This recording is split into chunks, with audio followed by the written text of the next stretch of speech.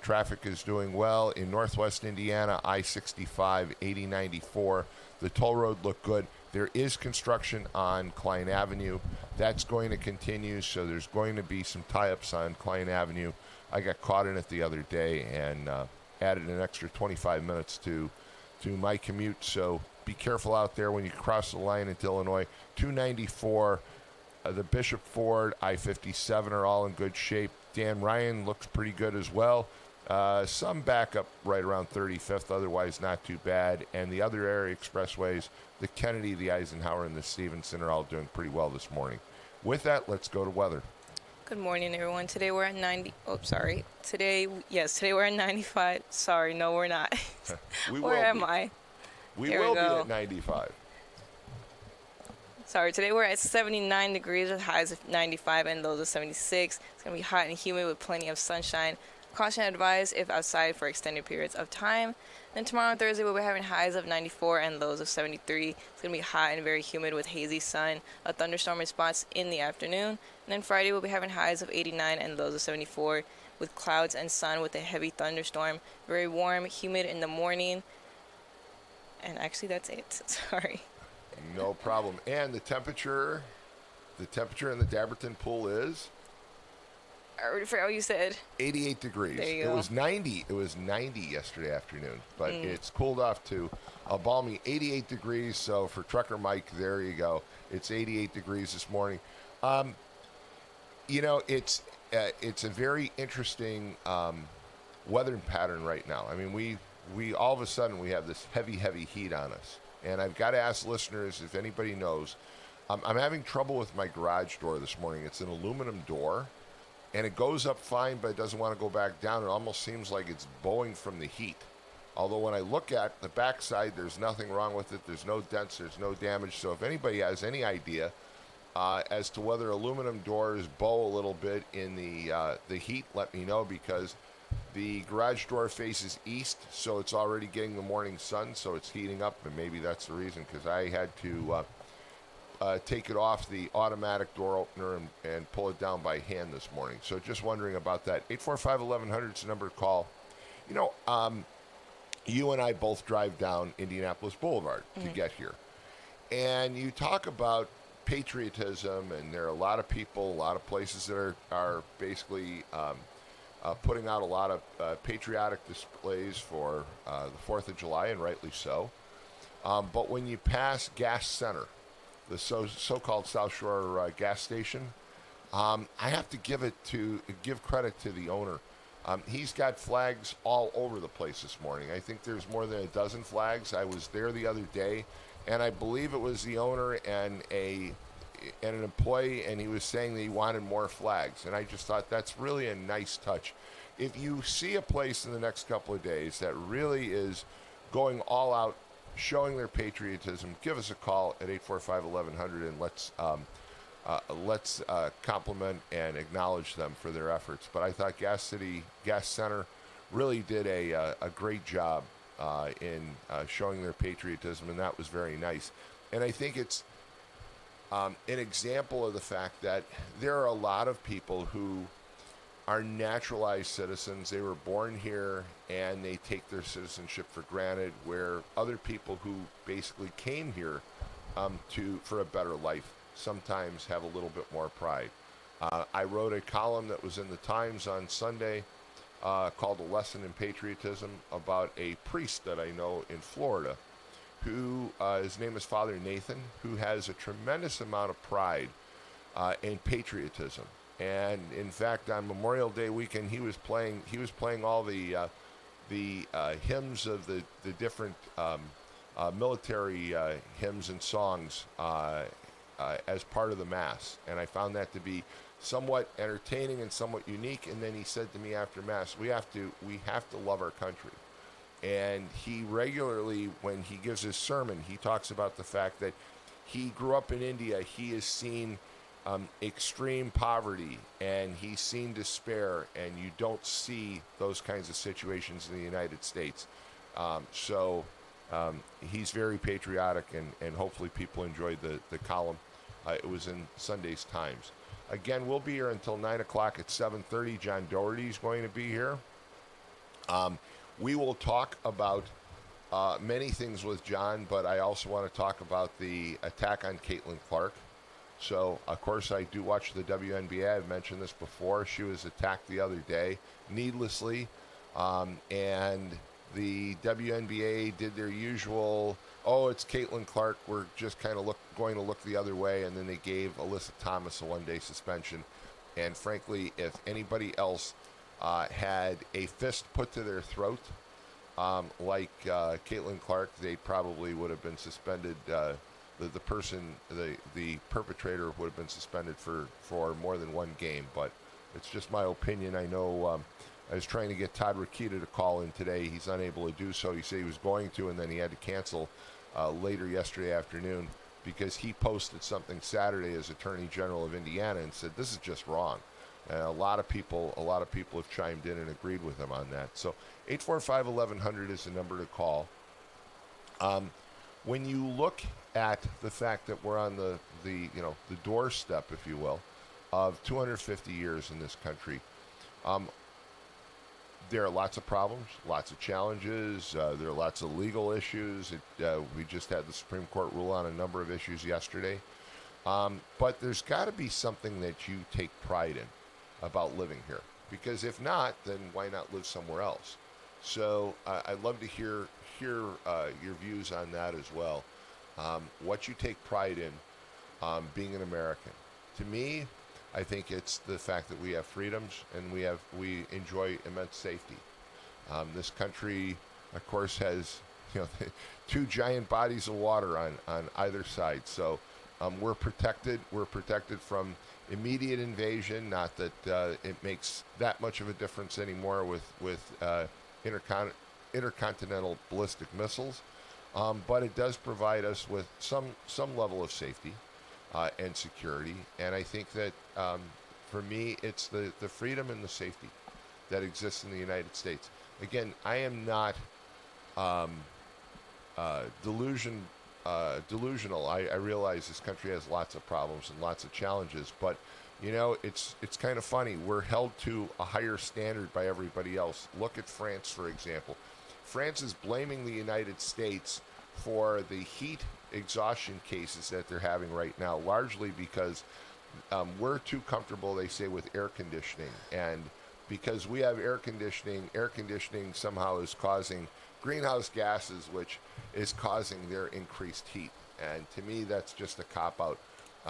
People like to blame the United States for absolutely everything. So in other news, I want to talk a little bit, if you want to call in, I want to talk about the issue of the rise of socialism. And it is going well beyond the mayor of New York or the mayor of Chicago.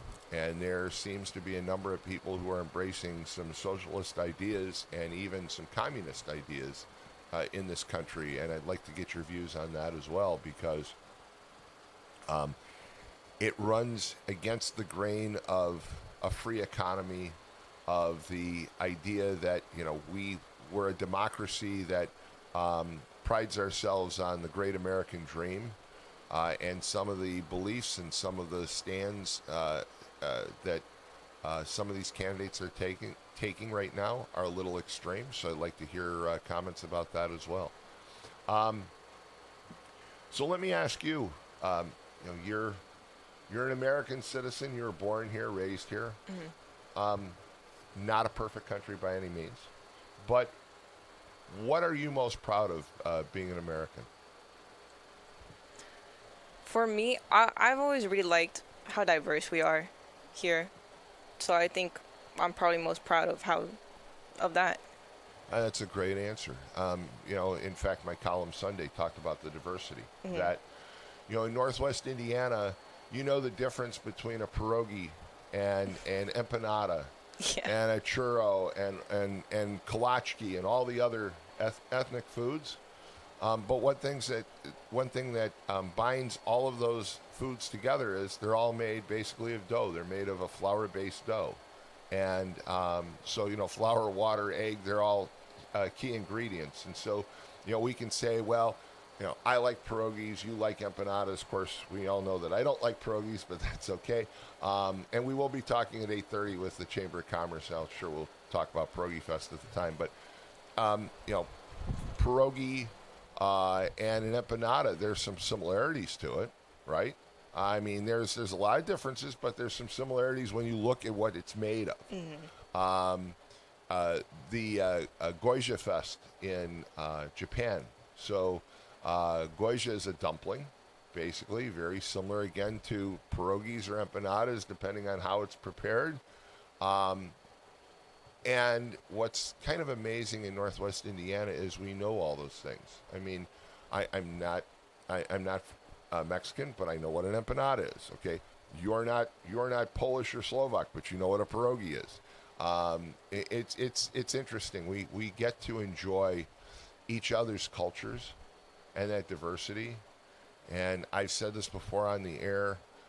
One of my fond memories of growing up in Whiting when I was a kid was you could still walk up and down the streets and you would hear different dialects, different languages being spoken. And I for example, I'd go back to my grandmother's and I'd say, well, I heard these people on this street and they were speaking, a foreign language, and she'd say, oh, well, that's because those people are Hungarian, or all those people are Polish, or all those people are Slovak, or those are there are Germans on that street. And so you'd hear different languages, and I found it to be remarkable because you'd walk down those streets, and that street, the fact that they were speaking in these foreign languages and they enjoyed different customs, I found to be remarkable and an example of the great melting pot. That's why I really like being here in Northwest Indiana and Chicago. I mean, you go to downtown Chicago and there's all kinds of people speaking different languages, and I went to school in Purdue Northwest, and there was all kinds of races and ethnicities, international students, and I go visit family sometimes in Texas, and it's just Mexicans, other races that much. And again, it's nice to be probably at times with your own culture and your own, but it's also nice for that diversity because you learn from each other. I mean, you learn about their experiences and their customs, and some of those customs are really a lot of fun to learn. And again, just from a standpoint of enjoying food, it makes dinner time a lot more fun to have a lot more diversity. 845-1100. We've got some callers. Good morning. You're on the air. Hey, good morning, Tom. Good morning. I actually, you gave me a math problem to solve this morning, and yes, your aluminum door probably has expanded by about 0.12 inches in the heat the last few days. Really? Yeah, so it's a simple coefficient. Aluminum expands in the heat. It starts probably at 70 degrees, and by the time it gets to be 90, it's probably a good. I figure your door is maybe a 16-foot door for a two-car garage. Yes. And so, yeah, it's probably expanded by about a tenth of an inch, a little bit more than a tenth of an inch. And that would make a lot of sense. So that's probably why it's sticking. Well, I appreciate that because, again, it'll go up. You see it, shimmy a little bit, but it will not go down unless you get out of the car and basically guide it. I had this happen last night.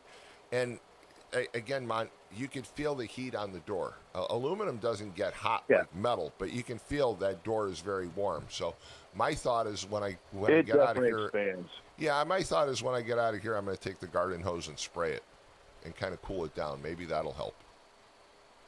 So you brought up the heat and air conditioning. Yes. And socialism, and I just those things are all interchangeable in my mind. I don't know why I think that way, but all of this, cultural. I don't know why they want to classify air conditioning as just some cultural abomination over in Europe, but that's what they do. It's like they want a virtue signal that they don't need air conditioning in Europe like they do in the United States. And I think it's a way for them to control their population. I really do. with net zero, with climate change, all that kind of stuff. There was an official in, I think she was a Paris official, that basically blamed the United States as having had the second highest carbon release, the country with the second highest carbon release, that she's blaming the heat wave in Europe on the United States. Yes, I heard her. I heard her comments. Just a way, just a way for really feckless politicians to, give their people a boogeyman to hate or to blame. And, the simple thing is, it's their banning of air conditioning that's causing these deaths. There could be as many as high as 25 to 30,000 deaths in Europe because of this heat wave right now. And it's because of their policies.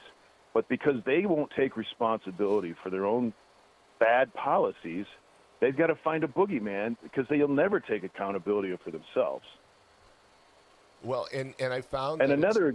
It's interesting when a lot of those people came here for the World Cup, for example, they've commented about how wonderful it is because we have air conditioning, right? Air conditioning was invented over 100 years ago by Willis Carrier. I mean, it's not exactly a new invention. And if the if you can travel French can't afford it, too bad. You can travel to a third world country and they'll have air conditioning. You see images of impoverished areas around Asia, and even the lowest lowest people in the economy can actually afford these split air systems. They're really expensive. You can see them all over the buildings in Southeast Asia, whether it's a rich building or a poor building. They're all using air conditioning. So why the Europeans think that they, I just don't understand it, except that I really do feel like they really will not be able to control and I'm talking global control here, until they kill out the Western middle class. I think that's what the goal has been, to kill out the Western middle class. And I don't know what this has to do with air conditioning, but it seems to be part of this whole attack on the middle class. And so they're going to make it a virtue signal that you shouldn't have air conditioning in Europe. Anyway, I just find that to be extremely annoying. Just allow your people to have AC, you freaks. Well, I agree with you. And let me just throw this out. Years and years ago, I worked for American National Can Corporation. We got bought out by Pechenay, which was a French company. And one of the French Pechenay officials came and met with us, and it was hot like it is today. And we were walking outside, and he said, we don't have air conditioning like you have in the United States. And I said, wow, it's got to be quite a challenge. And he said, yes. He said, for some reason, he said, I have to admit this, the French people must just like body odor. He said, because you can smell it. He said, when you walk in and out of offices, you smell everything and everyone. And that, when somebody makes that offhanded comment, it just sticks in your mind. And 30 years later, I'm drawn to the fact that, he made the comment about that, they just must love the smell of body odor. And he said, well, it was that bad? And he's like, oh, yes, it's that bad. I lived in Germany on the French border for about 2 years when I was younger. And, it is a lot more temperate over there. It's not as extreme, and you don't have the extreme humidity in Europe that you have here as well. So I can understand why some people may not, for a couple of days in the middle of summer, not have an AC system. But it just seems odd that they would ban some simple utility like air conditioning. But can I jump subjects real quick? Because it's, sure, again, about socialism. Absolutely. So I've been following the story in Venezuela as well. You see images from La Guaira, which is that beach community that suffered massive collapses. They're, housing towers. So there's a story coming out. You won't see it in the mainstream news. I just know that they won't cover it in the mainstream news. But there's the Hugo Chavez Urbanizo complex that was built at the height of his power, and he was using, the oil profits to build these buildings. I think he built around 700 buildings. There's one complex in this Liguria area, one complex of 193 buildings. Guess how many buildings fell during the earthquakes? I'm 190 of 193. I was just going to say, I'll bet you it's pretty close to the entire number. And so there's people who are actually posting on social media now what the buildings were composed of, and it's basically just those foam insulation boards that you see on a construction site that was just sprayed on the outside with concrete to make it look like concrete. Oh my! And this was constructed by, this was constructed by the state. It was constructed by Venezuela under Hugo Chavez with the help of Chinese construction companies.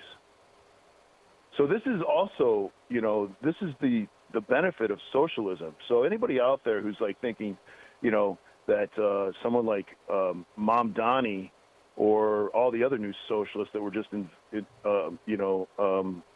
just won their primaries over in New York, or the mayor of Chicago, listening to them saying we're going to give you everything.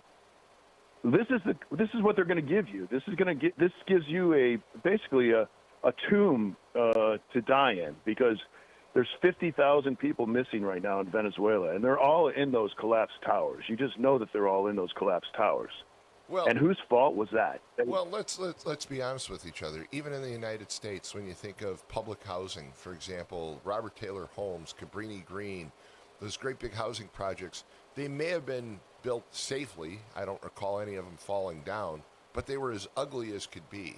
They had there was no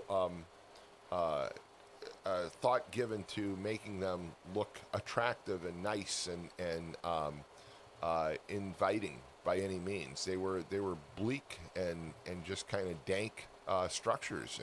And you're right about that. A lot of times it sounds great. We're going to build a bunch of new housing, for example, and in this case in Venezuela, they cut corners to probably build more housing so they could show how efficient they were, and at the same time, safety, security, and beauty went by the wayside. Yeah, and this was constructed during Hugo Chavez's reign there. This was in the late, the 2000s, maybe the late 1990s. I can't remember exactly when the Venezuelan Revolution happened, but definitely after we learned how to build seismic, buildings that could withstand seismic activity. So this cannot be said, oh, this was all those buildings collapsed, because I kept hearing these stories over and over again that all these buildings were from a previous era before we understood the building codes for seismic buildings. Totally and that's not true. The news is totally lying about that. Totally not true. I mean, those standards actually, as you know, they've existed at least in the United States all the way back to the late 50s, early 60s. They were building structures in California to new standards by the late 1950s to be earthquake resistant. So those standards were out there. So that's what you have. You have the opportunity to take socialism and take this garbage housing, or live in a capitalist society like Japan, because they had a similar sized earthquake right at about the same time as the one in Venezuela. Did we hear about any buildings collapsing in Japan? No, not one. So this was a complete failure of Hugo Chavez and his socialist dreams, and the people in Venezuela who wanted something for nothing. And that's what the young folks here in the United States are clamoring for. And I can't see, once they actually observe this, that they'll be like, yeah, let's go for that free socialist stuff. But I also understand the despair that a lot of these individuals that are younger have right now. They spend a lot of money, a lot of time getting college degrees. They're not finding work. They're finding jobs that are basically less than what they certainly thought that they were going to get, so they're disappointed. They're disappointed by the American dream, and instead of saying, okay, I'm going to do something else, I'm going to pull myself up by my bootstraps and make myself into something that I want to be, they want to blame everybody else. And it sounds great when somebody comes to town like Mamdani and says, hey, listen, support me, and we're going to give everything free, because there is no such thing as free. Somebody's got to pay for it. And it's a vicious cycle, and unfortunately, experiments in socialism, as you and I both know, have not worked out very well worldwide. And No. this is an experiment that's destined to fail. I mean, history has proven that it doesn't work. So, hopefully the temptation and the interest passes very quickly. Mont, thank you so much for the call. All right, Tom, I'll let you go. But I'm expecting someone to call in about the Supreme Court decision yesterday on anchor babies. So I would think we're going to get some calls on that. And once again, Mont, thank you so much for calling. And hopefully you'll call again tomorrow. But if not, have a happy 4th of July. And thank you again for your service to this nation. With that, let's take a quick break. You're listening to the Morning Call on WJOB 1230M, 104.7 FM. We'll be right back. For over 100 years, Roofers Local 26 has been keeping Northwest Indiana dry and safe. Since 1919, our highly trained members have built a reputation for skills, safety, and reliability. With a 4-year apprenticeship and certifications in OSHA safety, first aid, and CPR, we deliver quality you can trust. When you need roofing done right, choose Roofers Local 26, protecting what matters most for over a century. For more information, visit www.roofers26.com. Introducing Powers Health, a health system with a new name and a strong legacy of caring for families in our community. One with a tradition of advanced specialized services and a vision for the future. One with a commitment to medical excellence and compassionate care. Everything we do, everything we believe, Powers Health. When your home needs help, the last thing you need is a faceless corporation or sales-driven franchise. At Myers Companies, we've been proudly local since 1951, born and raised right here in Northwest Indiana. We're family-owned and operated, built on trust, hard work, and integrity. And because we're family, we treat you like family. Your comfort and safety always come first. For HVAC, plumbing, and electrical done right, choose Myers Companies. Local, family-owned, here for your family. Ogren Insurance, Hammond's oldest family-owned independent insurance agency, now in its 3rd generation, providing clients in the Chicago area with products from quality insurance companies to handle your every need. Regardless of driving history, Ogren Insurance can find the right coverage for you at competitive prices. To learn more about the insurance solutions and services we offer throughout Indiana, Illinois, and Michigan, call 219-933-0076 or visit our website, ogreninsurance.com. We're located at 6929 Homan Avenue in Hammond, Indiana. Do business locally with someone you know and trust. All right, we're back, folks, and if you didn't hear, Mont Hanley just called in and explained why I'm having problems with my garage door this morning. So I really appreciate that call, Mont, because it trust me, it drove me nuts. I couldn't get the door to go back down. I finally had to take it off the automatic door opener and pull it down by hand, and that makes a lot of sense. So the aluminum has gotten hot, it's expanded, putting a little bit of a bow when it's sitting up. When it comes down, it's all aligned, it's fine, but when you put it up, it looks like it has a little bow in it. So I appreciate the call, and I'll probably try to cool down the door today.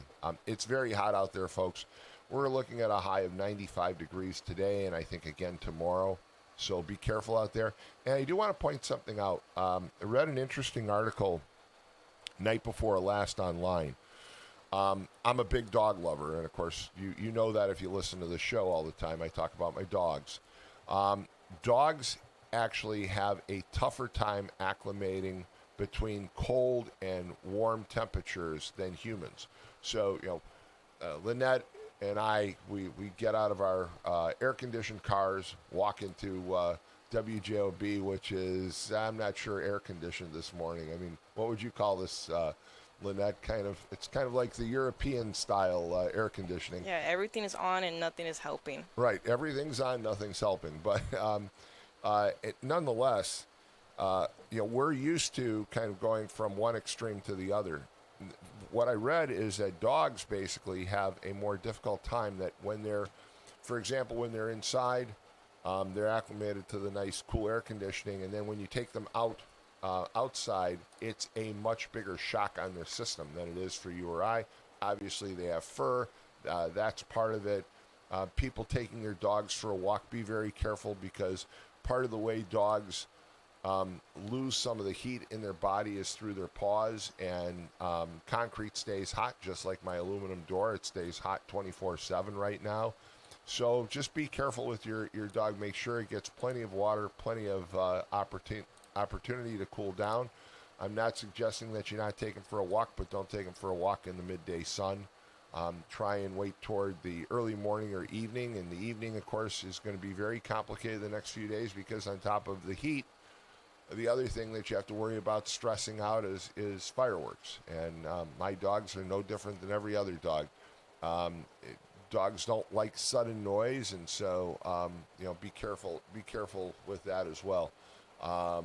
My dogs seem to like the basement, not the finished part of the basement. In fact, they go and lay in the laundry area, which is an unfinished part.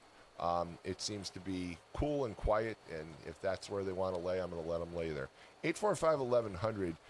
Mont raised a couple of interesting issues this morning about the birthright case that the Supreme Court ruled on, and we started talking about the rise of socialism. So love to hear your comments about that, and of course, love to hear your comments about why you love this country and why this country is what it is. So we've got some callers. Let's go to those callers. Good morning. You're on the air. Good morning, Tom. Good morning. First of all, we'll get some good news, then we'll get into birthright citizenship. Gary Tin Mill, U.S. Steel, is going to have 225 jobs come back. They're going to open up their tin mill. Yeah, and MX, Lorenzo. How long has that been down? How long has the tin mill been down now? I don't know. I couldn't tell you. I would need to research it. I did research that little, I guess you would call it that red thing that I posted. It's true. It's going to reopen 226 jobs. And then also Lorenzo Conclaves, I guess he owns blast furnaces in Detroit, who is Cleveland Cliffs. And they're seriously thinking about opening up a blast furnace. So the first people to go down in a recession is the steel workers. And the first people to come out of the recession is the steel mills start going again. And this is because Joe Biden and the local politicians here gave our jobs to the European Union, sort of like cut up Trump's Trans-Pacific Partnership that he signed. And then Biden come along and gave our jobs to the European Union. I've talked about this before, but thank goodness for Trump. Now, and the steel workers. Let's talk about birthright citizenship. Now, this one I don't get. I consider this a program, and I'm considering maybe kind of they want better language, the Supreme Court. But they should have voted against birthright citizenship. So what that means is that you could come here and have a baby and then split. This is no different than the Great Society program. And you see what the Great Society program ended up being. And I know President Johnson meant well with the Great Society program, but it ain't worked because you could see the killings and no parents in the household. And it's not fair that a person gets married, does the right thing, gets married, have kids, and support their kids. Well, let me other people that... Let me just jump in for a minute, MX. I did do a quick check. U.S. Steel Gary Tin Mill has been shut down since late 2022. However, it was running sporadically before that. So Mark from Hobart actually sent me a text that said that rumor has it that it's been down for up to 7 years. And that seems to fit because they say it's been completely shut down since 2022, but it was sporadically operating before 2022. As far as birthright, I'm troubled by the ruling. However, I understand Robert's point, which is if we need to change the law, then Congress needs to do it. We shouldn't rely on the Supreme Court to write laws, and I agree with him on that, even though I'm not totally in the same mindset as the Supreme Court when it comes to birthright citizenship. I don't think that, for example, there should be operators out of China that are charging people tens of thousands of dollars to fly their pregnant spouse here so that they can have a baby in the United States and claim American citizenship and then hop on a plane 5 days later and go back to China. That's not what citizenship is all about in the United States. So I have problem with that. I also think that if somebody wants to come to the United States and they want to raise a family, their children should be considered American citizens if they're coming here for the right reasons. And so I think this is a convoluted mess. And again, I agree with Roberts in the point that Congress should write the laws and not the Supreme Court. So I agree with him there. But the overall ruling, I think we have a lot of problems. Most European nations have gotten rid of the birthright citizenship that we have. Continue, please. Yes, as far as Mark calling up during the Biden years, there's a lot of steel workers that took a hit. I hope he understands that what Biden did to Trans-Pacific Partnership, he cut it up. Now it's coming back. So I hope Mark could find something about that. I know I surely can. And thank goodness that, I wasn't really for Nippon taking over, but Nippon put a lot of money into the tin mill. So when you start investing big money, it's probably going to stay open now, where before they couldn't invest the money in it because they really didn't have enough language that steel mills will make it.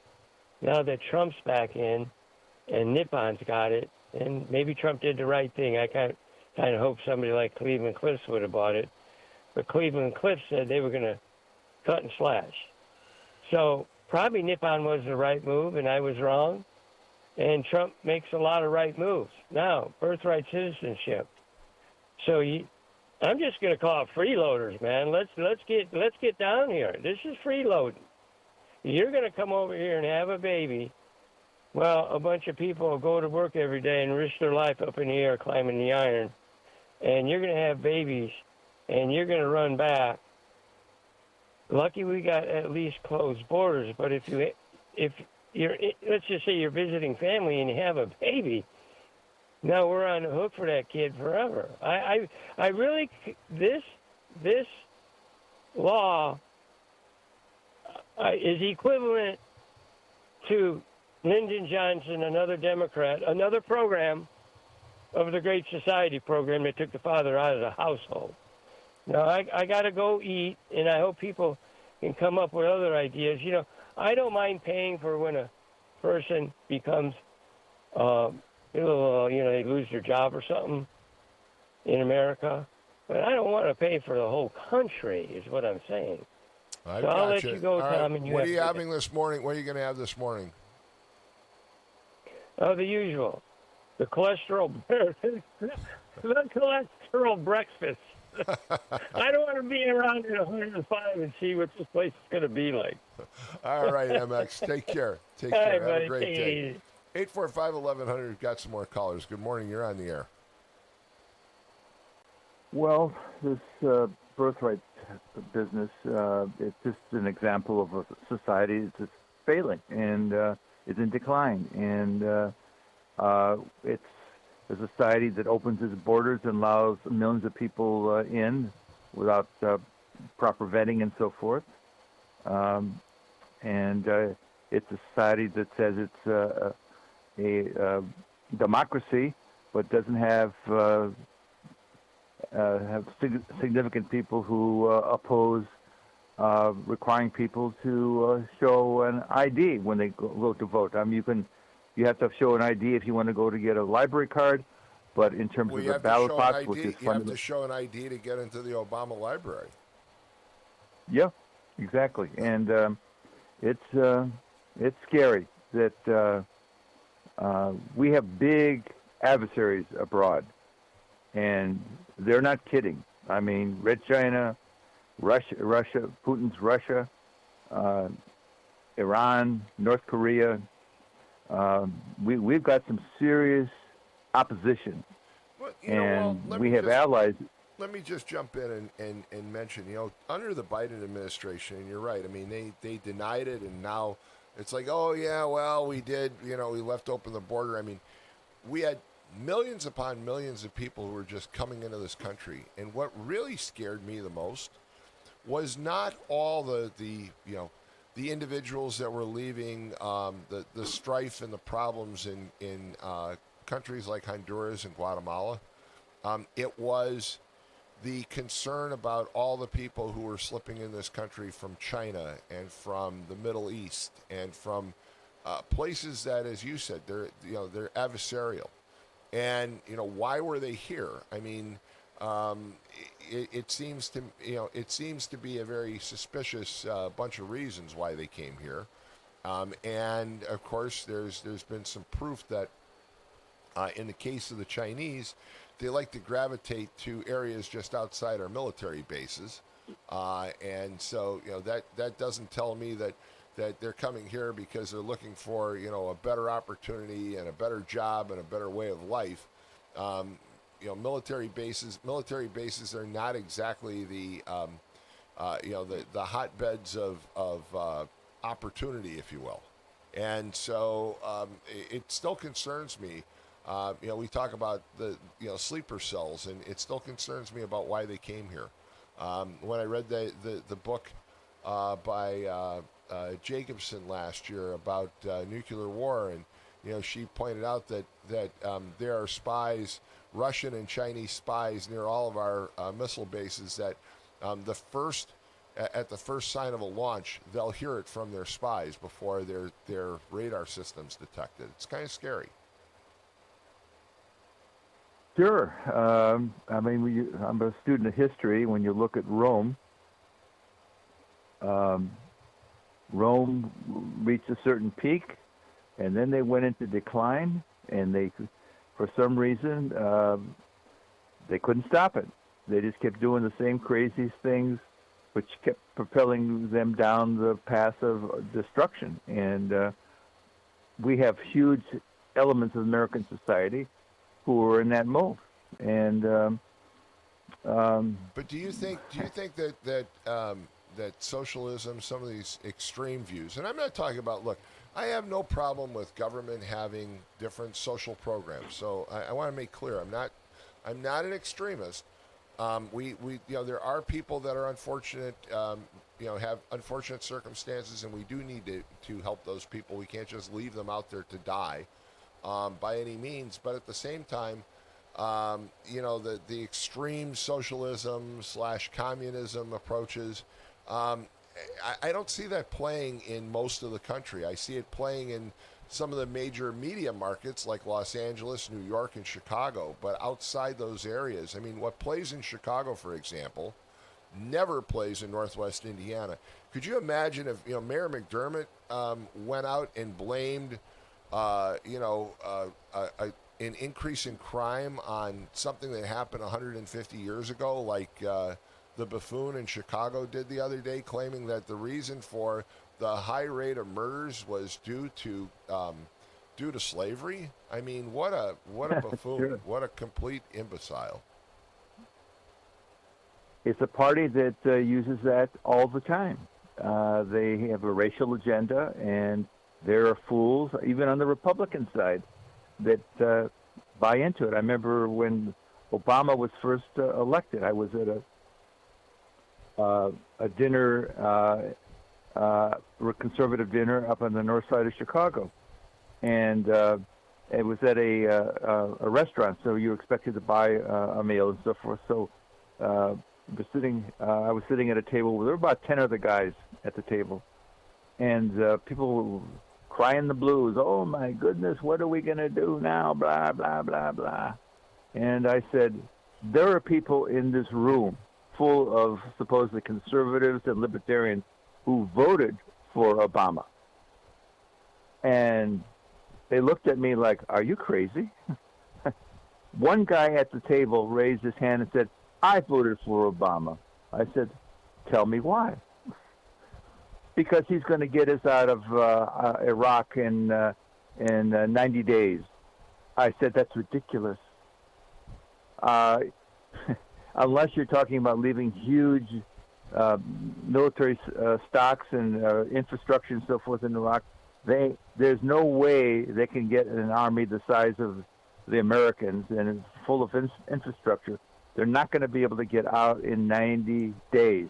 You're right about that, but at the same time, wait a minute. At the same time, presidents make a lot of claims. I mean, Trump also said that he'd be able to solve the crisis in Ukraine, in 24 to 48 hours. So, I mean, I worry sometimes that we elect people who make outrageous claims and then we actually expect them to carry them out.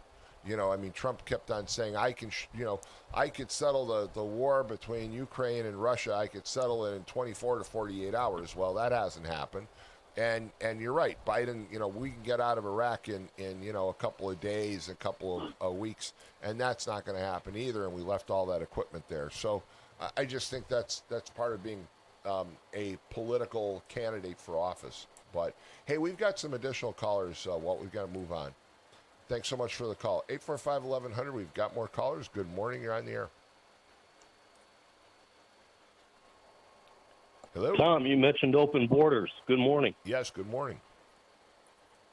Open borders. You mean the ones that allowed the criminals in? Yeah, I mean the ones that allowed the criminals in. It's pretty terrifying, isn't it? I mean, you look at some of the people that came across the border and they were criminals. And then you look at where some of these people were coming from.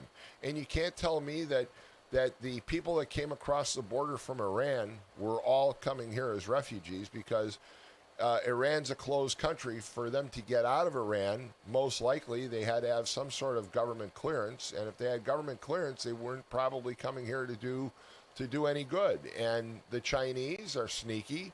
The Chinese people, by the way, when you're in China, and of course I haven't been there since 2012, but when I was in China, they basically would do one of these. They'd look over their left, they'd look over their right, make sure no one else is around, and tell you how much they hated their country and how they didn't trust their government.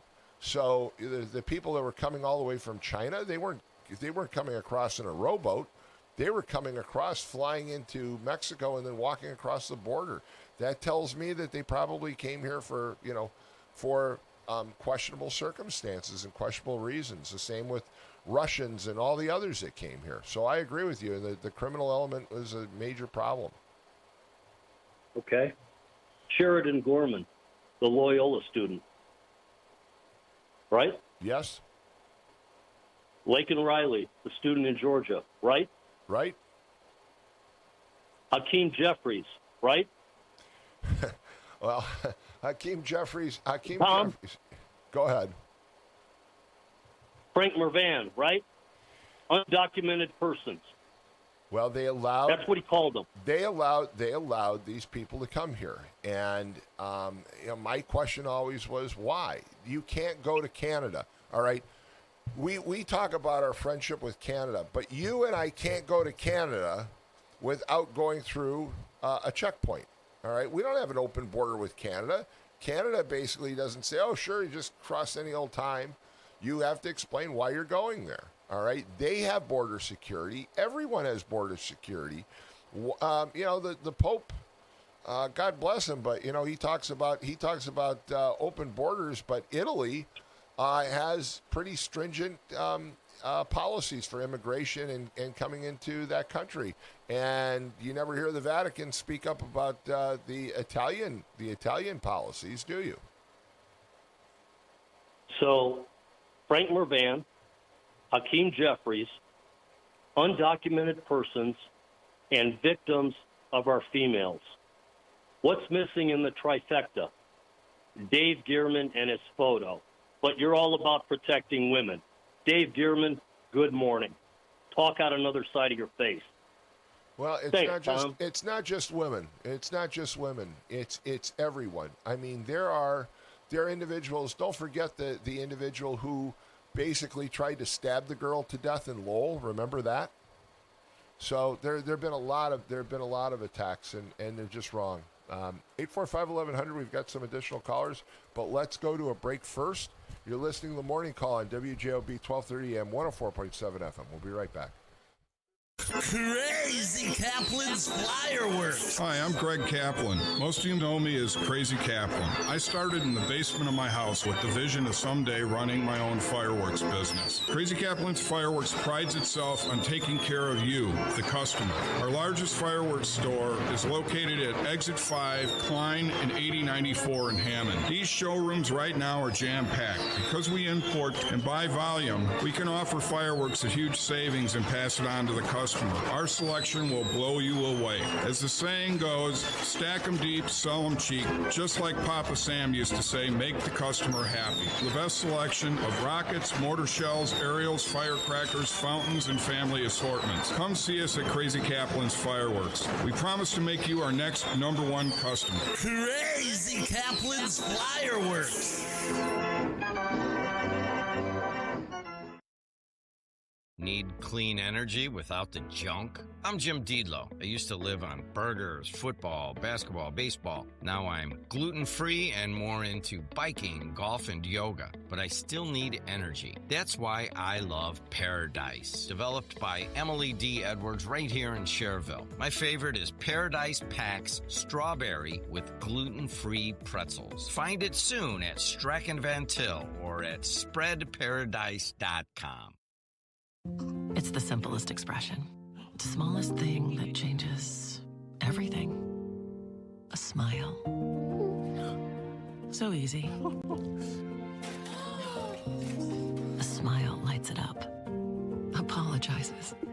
And welcomes unconditionally. Because the shortest distance between two people is a smile. Thank you.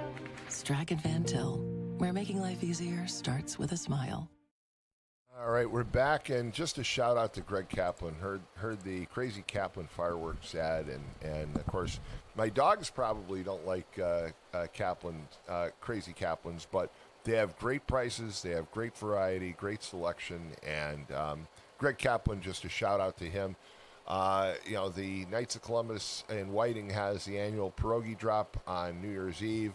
That fireworks that really has become the centerpiece of the pierogi drop wouldn't happen without Greg Kaplan and his support, and he does a lot of great things. He's even doing some support to the Calumet College viewing party on Friday evening. So just a shout out to him. I have to laugh. I remember when Greg literally was selling them out of his basement. I think it was in Highland, where his home was filled with fireworks, and I remember even before that, where he'd go down and get a truckload. I think he used his dad's panel van, go down to Tennessee, get a truckload of fireworks and sell them. So he's become quite a success in the region. And then I heard the ad with Jed talking about things, and he said, burgers, baseball, and it's like, okay, but you can still, no offense, I know he's promoting something, and he's eating healthy, and that's great, but I've never been totally sold on this argument that you have to eat healthy to be healthy. I have some health issues, but none of them are related to what I eat. In fact, I mentioned this before. I've had ulcerative colitis since I was in high school, and Crohn's, and the fact is that University of Chicago and a lot of other research facilities have tried to study what the heck's gone on, because my colon wasn't doing well when I was younger, and now it's as healthy as anybody else's. So they used to say, well, it was all about diet. And then they'd say, but your colon has changed. We don't understand. The cells, basically, you had these dysplasia cells, and they're all gone. And Tom, you're doing really well. And then they would ask me, what do you eat? And I'd say, well, a bowl of onion dip and a bag of chips. And they'd be like, okay, seriously, what do you eat? And I'm like, no, I actually eat a bowl of onion dip. And I would rattle off all those things, and you'd see like the research resident would just pull his hair out and walk in the hall. 845-1100 is the number to call, and we've got callers. Good morning, you're on the air. Good morning, Tom. Good morning. How are you? I'm doing fine. What are you most proud of being an American? I've asked this several times, so why are you proud to be an American? I'm proud to be an American because American is about patriotism. It's about loving each other, not fighting against each other, and I've always been an advocate of that. So America has to be the greatest country in the world, in my opinion. That's just my opinion. Somebody else might say differently. Very good. Very well said. Somebody said that. Very well said. Yeah. Let me just say, Tom, there was two candidates running for president of the United States. Her name, one was Kamala Harris, and there was Donald Trump. Mm-hmm. They both indicated at the time, because I hear people talking about Mervan, they both indicated we won't let this U.S. Steel come to Gary, Nippon come to Gary, Indiana. Mm-hmm. And I knew. I said, as soon as, let me just tell you, I know the whole story. Our mayor, who was wanting to come, and I kind of had mixed feelings because they wasn't paying their fair share of taxes here, okay? So I thought Nippon would be a better, and I still think Nippon is probably better now because right now, but what they're going to do, they're going to eventually shut this mill down in Gary. They're building steel mills in Arkansas, non-union. See, so when I hear people say this, and again, tell me if I'm wrong, Tom. You're a pretty smart guy. My understanding, he has great interest in this. The President of the United States, Donald Trump, has great interest in terms of making money and lining his pockets. So he changed. Did he lie? Hell yes, he lied. Well, let me throw this out. So, okay. Ron, you know, let's be fair about it. No. But you know the steel industry much better than I do. Mm-hmm. I actually was asked by a client to interview some candidates for a position, and this is an engineering position, by the way. And so I talked to some individuals from U.S. Steel, and what they're telling me right now is they're saying that there is as one described it, there are winds of change going on at Gary Works. He said, when you look at Nippon, okay, Nippon knows how to run a steel mill much more efficiently than the way U.S. Steel Gary Works is laid out. I mean, okay, thank you. Isn't it like 22 or 27 square miles? I mean, they said, it runs from east to west, so it doesn't handle scrap. It only takes, basically virgin metal, so the blast furnaces, and then it goes to the different rolling mills and finishing mills. And he said, the problem is that there is the cultural change for the employees, because the employees are kind of used to there was the right way, the wrong way, and as this one individual said, the U.S. Steel way to do things. And he said it's not as prevalent. He had worked at ArcelorMittal, by the way, and he said, it wasn't as prevalent as at ArcelorMittal as it is at U.S. Steel Gary Works. But he said just when you look at the way that plant is laid out, and he mentioned, too, they're building these mini mills in Arkansas, as you said, and in Georgia and Alabama and all these locations, and they can do things a lot more efficiently, that long-term, he kind of gave the same prognosis that you gave.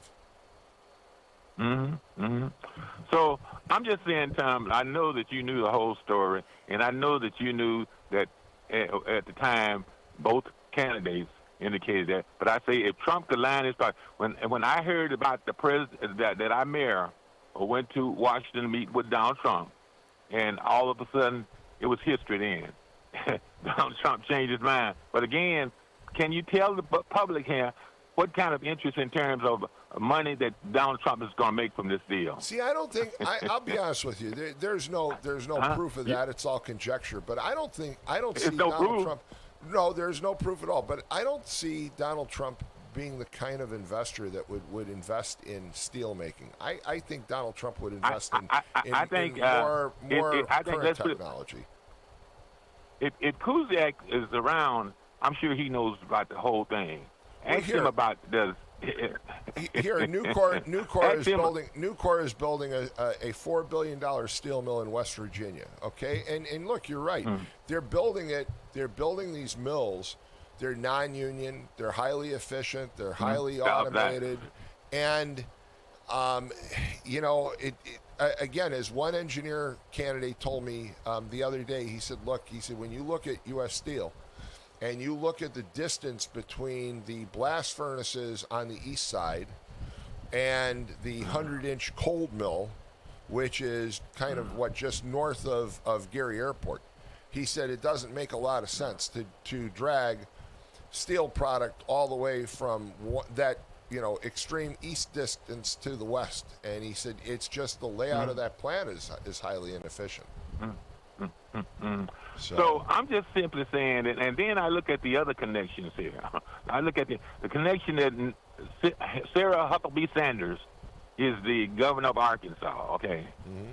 And the relationship between them two, they go into Arkansas. Man, I mean, I look between this whole thing before I come out and come on this radio and say, you don't know what the hell you're talking about. Yeah, I know what but wait a minute, Ron. Okay? Ron, no, because you can say that, but at the same time, Nucor is building a $4 billion facility in West Virginia.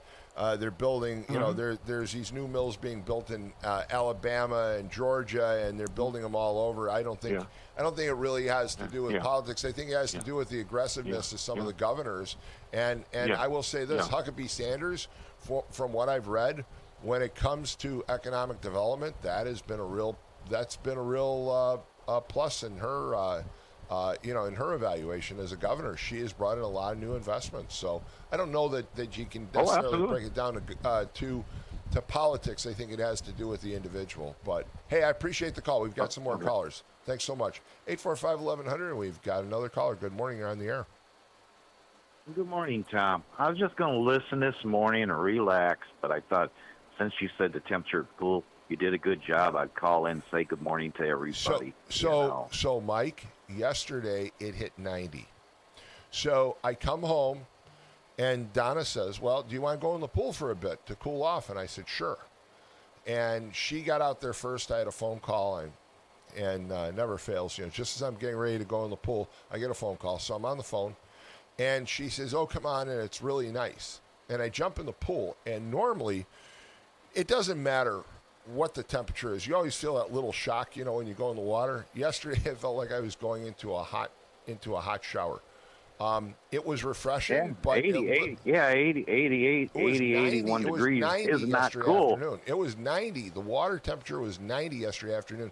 So I have an automatic cover which keeps the pool nice and clean, but I need to leave the cover open today because it's getting too hot.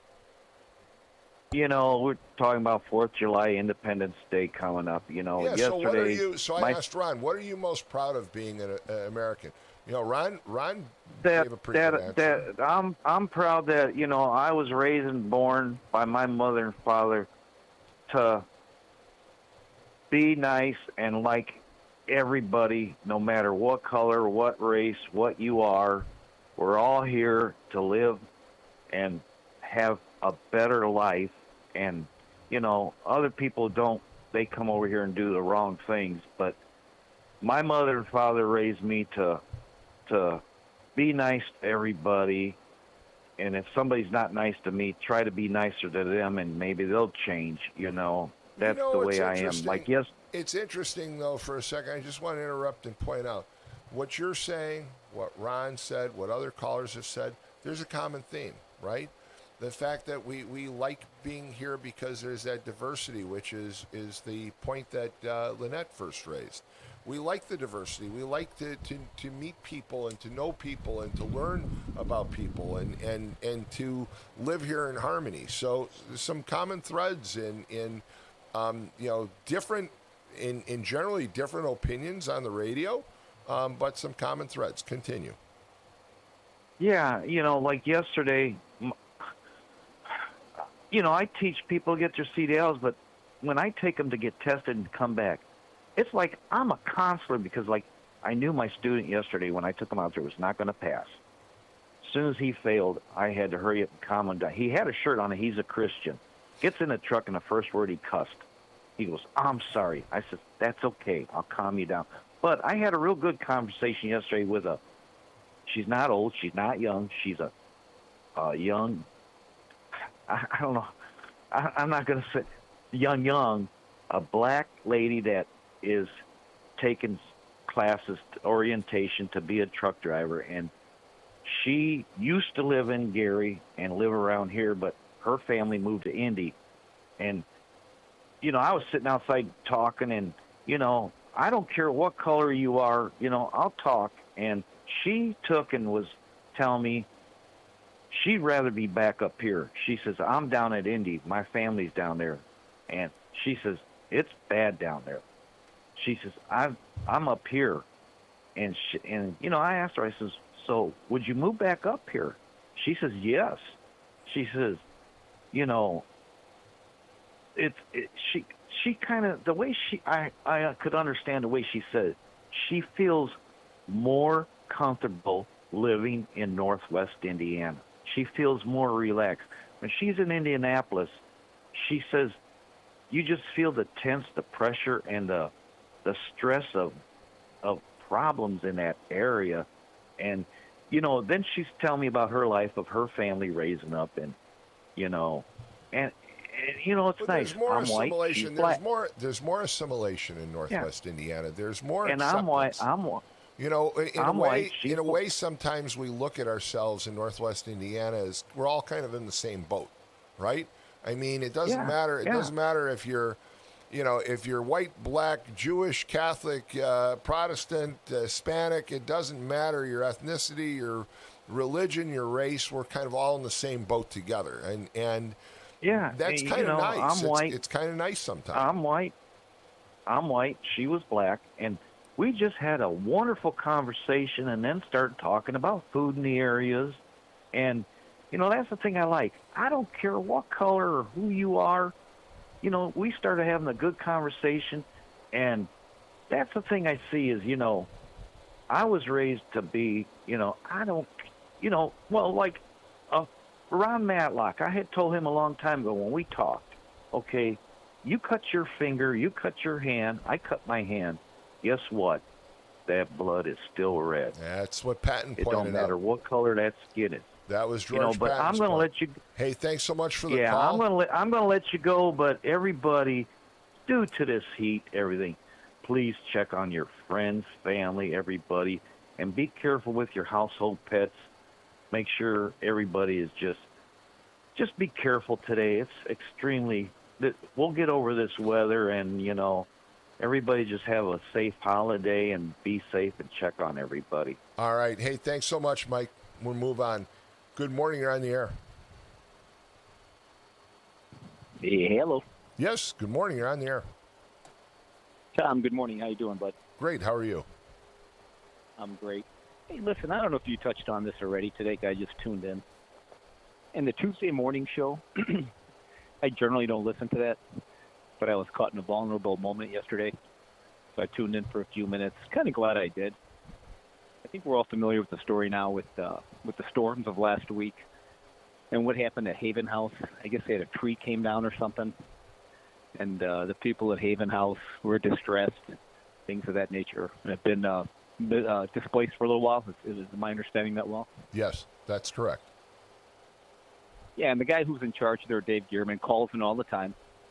And basically comes in with hat in hand and asking for charitable donations. I commend what they do there at Haven House, something that's needed in the community. But again, he called in yesterday, he said, because of the devastation of the tree that came down, looking for contributions from the public and things of that nature. Well, he proceeded to tell the public on the radio yesterday that his daughter was going to replace him as president of Haven House, because he has tenured out, and his daughter was going to be taking his place, so on and so forth. Were you listening yesterday? No, I was not. I was actually in a meeting, but I do know that Dave is the current board president. Yeah, I'm aware of that. Board president. Yeah, and again, quote unquote non-for-profit, always comes on the radio, and I commend him for what he's doing in a sense, because I guess he's doing what he's supposed to be doing, but always asking for charitable contributions and this, that, and the other thing. Shortly after he hung up, another individual by the name of Bobby Costa called in. Are you familiar with Bobby? I know Bobby very well, yes. She was very instrumental at Haven House as well at one point. As a matter of fact, I think she held Dave Gearman's current position at Haven House. She had been board president, I know that, yes. Board president as well. So here we go. It's a non-for-profit organization. Everybody, their hearts bleed for people in need, and I commend people that want to help people out. But I implore people, before you give to a charitable contribution or a charitable organization, do your homework and find out who you are supporting and what you are supporting. And find out if you are supporting the people that are running that organization or if you are supporting the organization itself.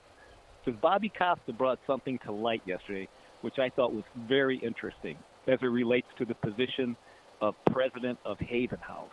And she, on more than one occasion, and if you listen to the audio from yesterday, I'm not making this up, more than one occasion, Bobby Costa emphasized that president of Haven House position pays a lot of money.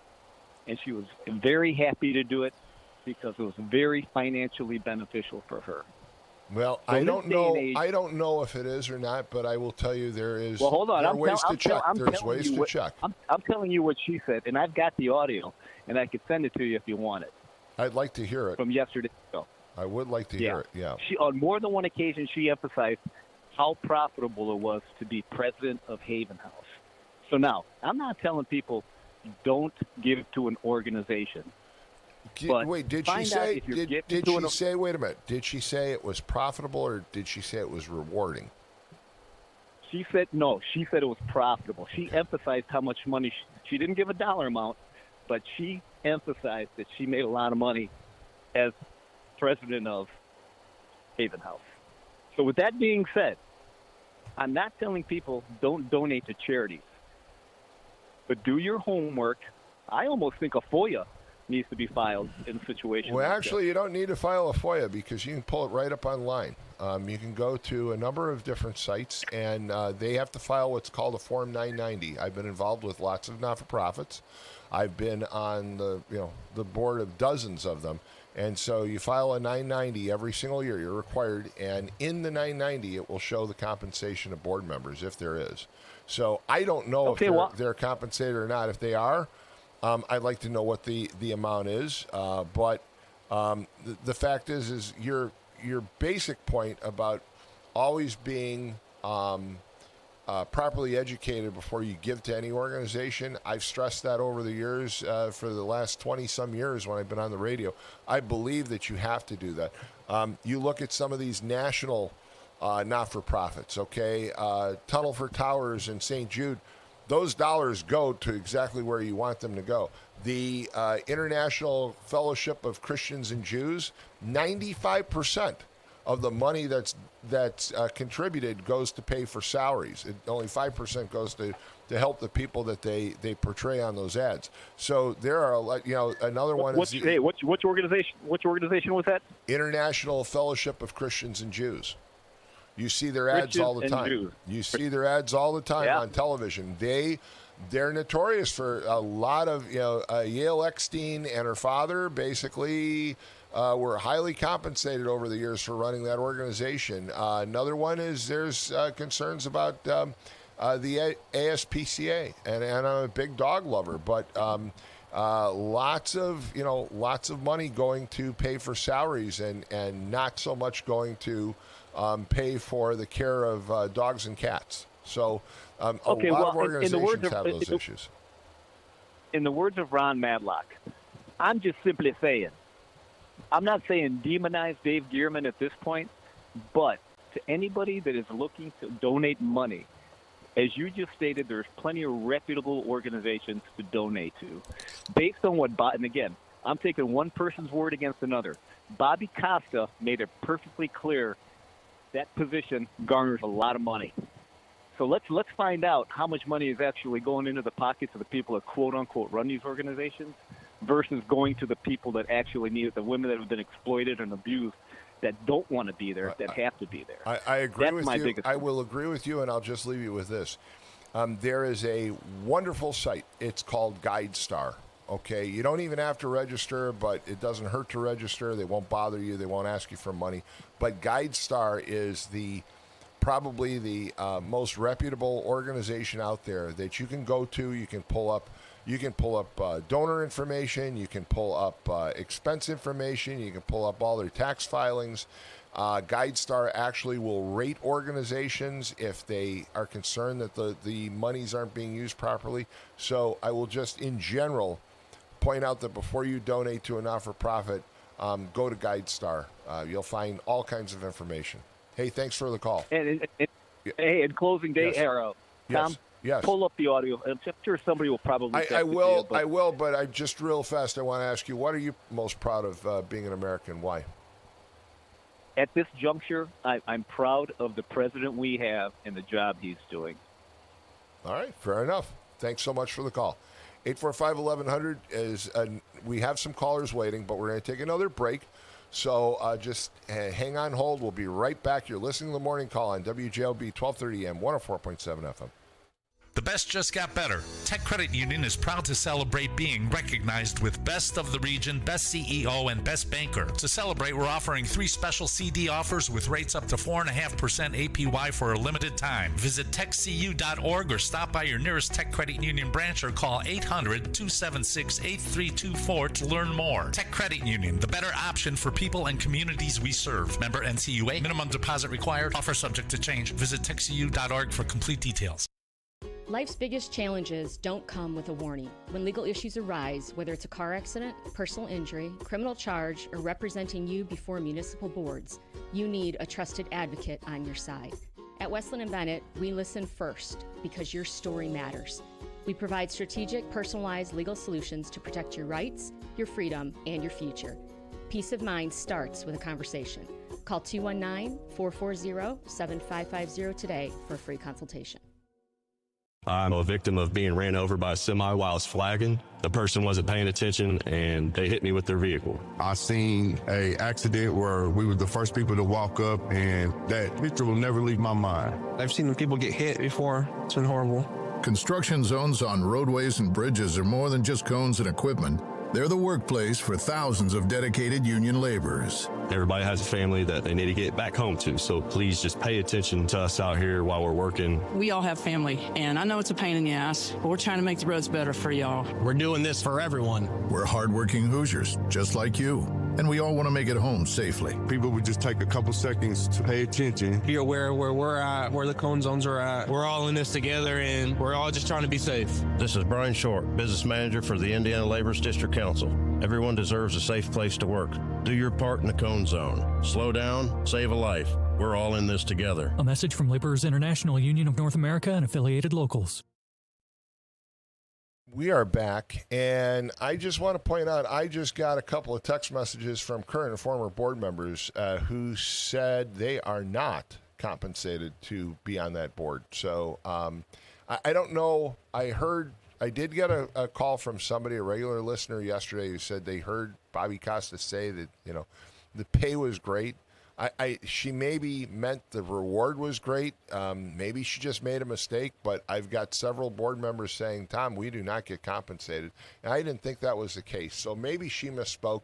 I'm looking at GuideStar right now, and I don't see compensation for board members. So, and again, GuideStar, they've kind of changed their name now to Candid, but they're a pretty reputable source for information, and I'm not seeing that. 845-1100 is the number to call, and we've got more callers. Good morning, you're on the air.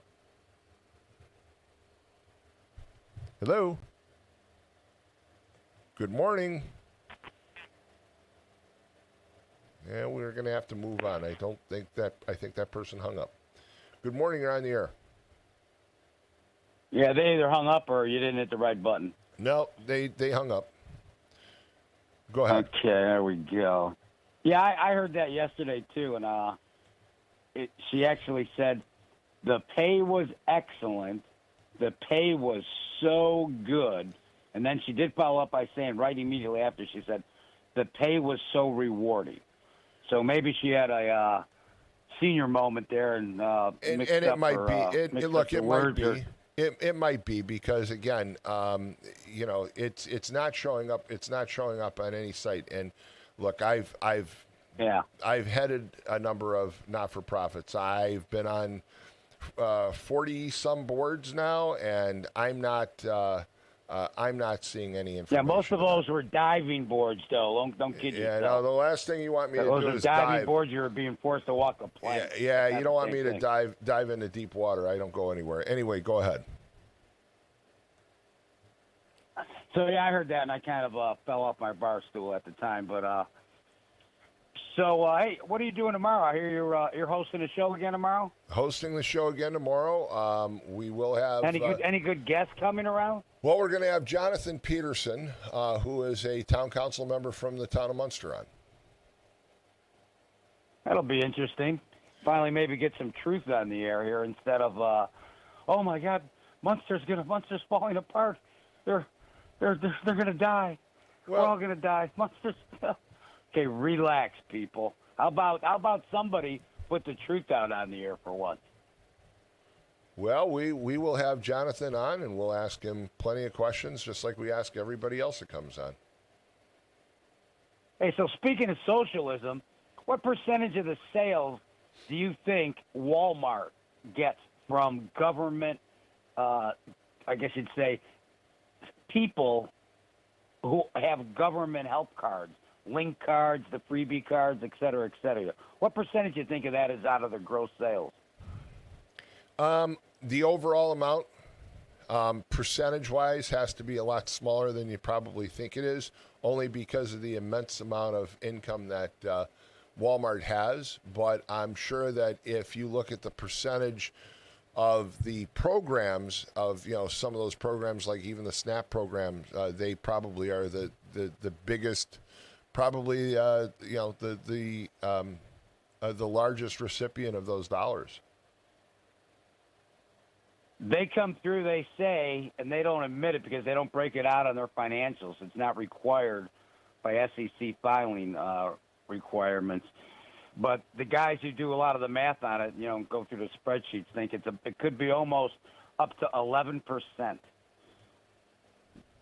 When you sell billions and billions and hundreds of billions in sales every year, that's a lot of free government money, man, which is one reason why I was, not to say I wasn't shocked, because I knew John Roberts, being the absolute loser that he is as the head of the Supreme Court, I knew he was going to get this thing done and get birthright citizenship, legalized birthright citizenship again, just like he did with Obamacare.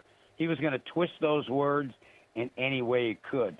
And if you had a chance to look at part of the decision, what he cited was he was actually citing British common law under the ruling of a king or queen, under the ruling of the sovereign, and that's not how our country. That's not how it works here. We don't have a sovereign. We don't have a king or queen. We have a president. Even though if you asked Ron Madlock, he'd say we have a king right now, but we don't.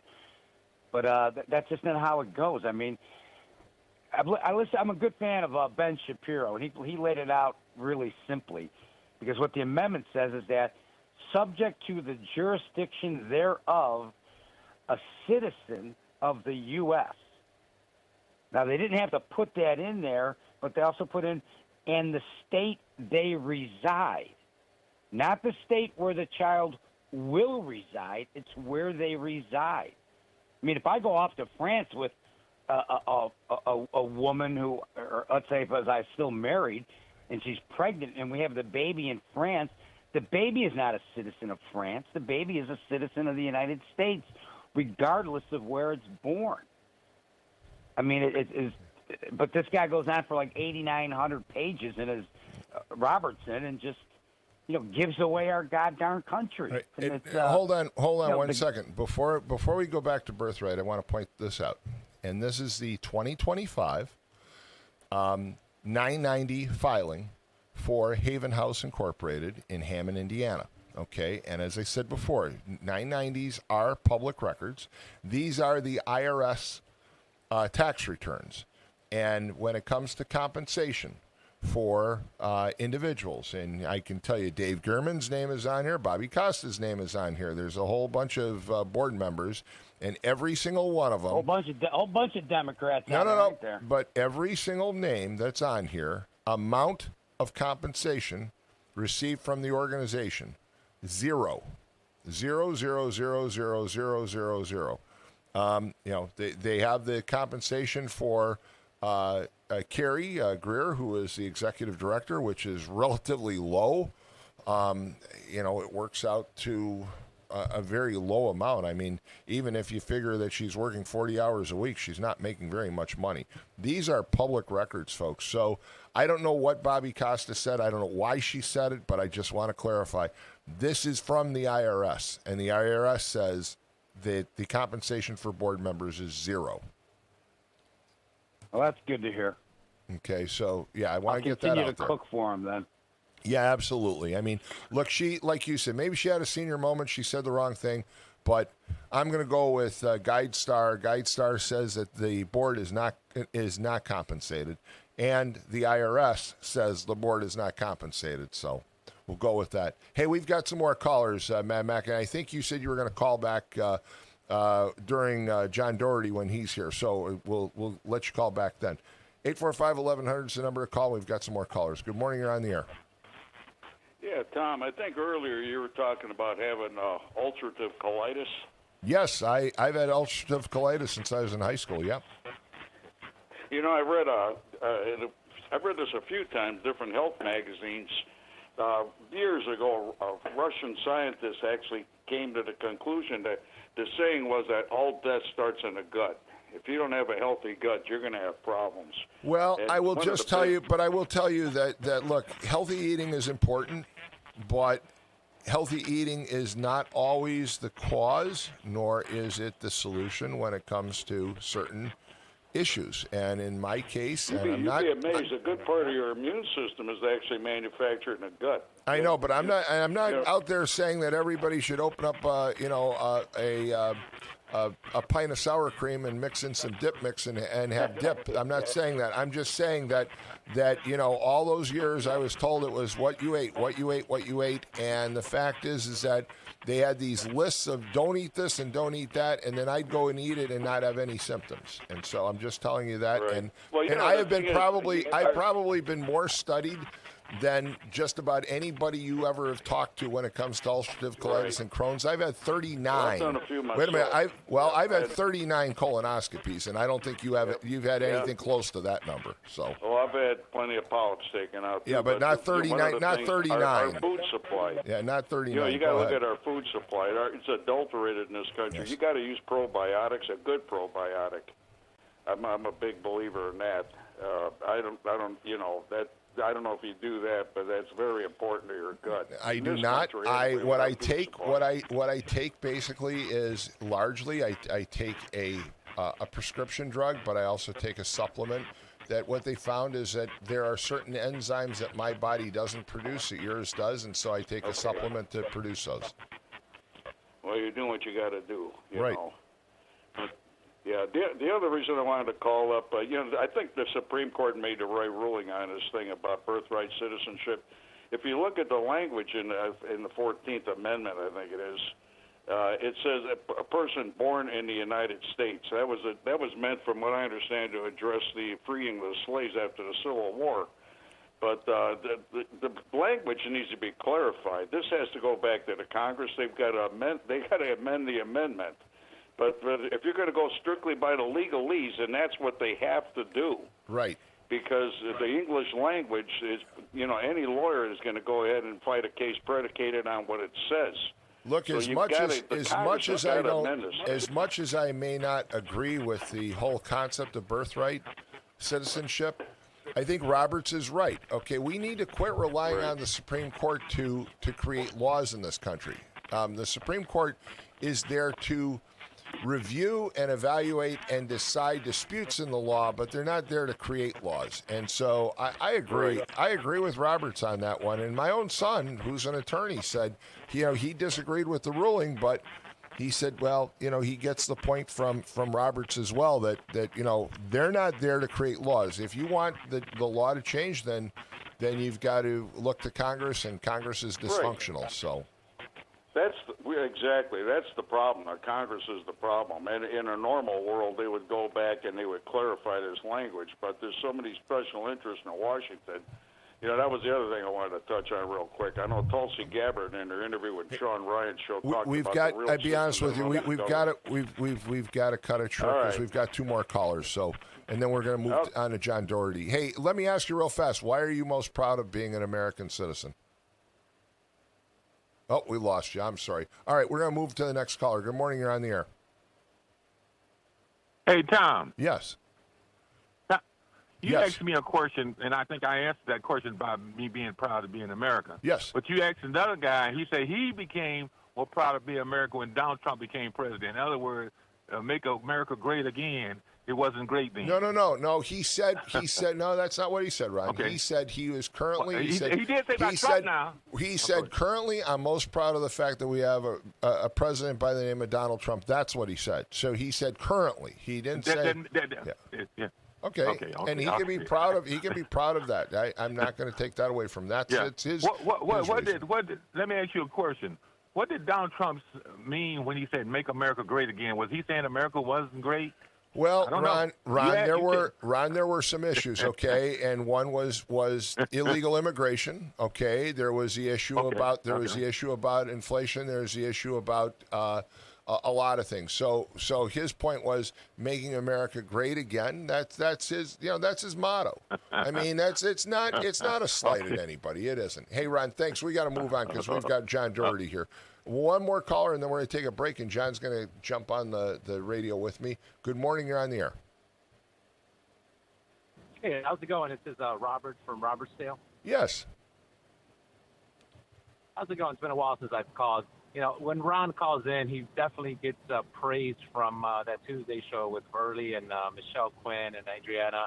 They applaud his TDS when he calls in. I think Ron needs to read the actual news and not drink that liberal media Kool-Aid that he's pretty much just drinks every day. And, his TDS is definitely serious. Being proud of a president, whether he's a Republican or a Democrat, there's nothing wrong with saying that, right? It was the caller's right. It was the caller's reason for being proud. I mean, here, let me ask you this. Why are you proud? Ron always calls it, I'm proud because I am an American. I'm a Latino American, right? Everyone says you're either Mexican or you're black, you're from Africa. No, I am an American, and Ron is an American, and that's what you should be proud of. You should be proud if your president is doing well, whether he's left or right.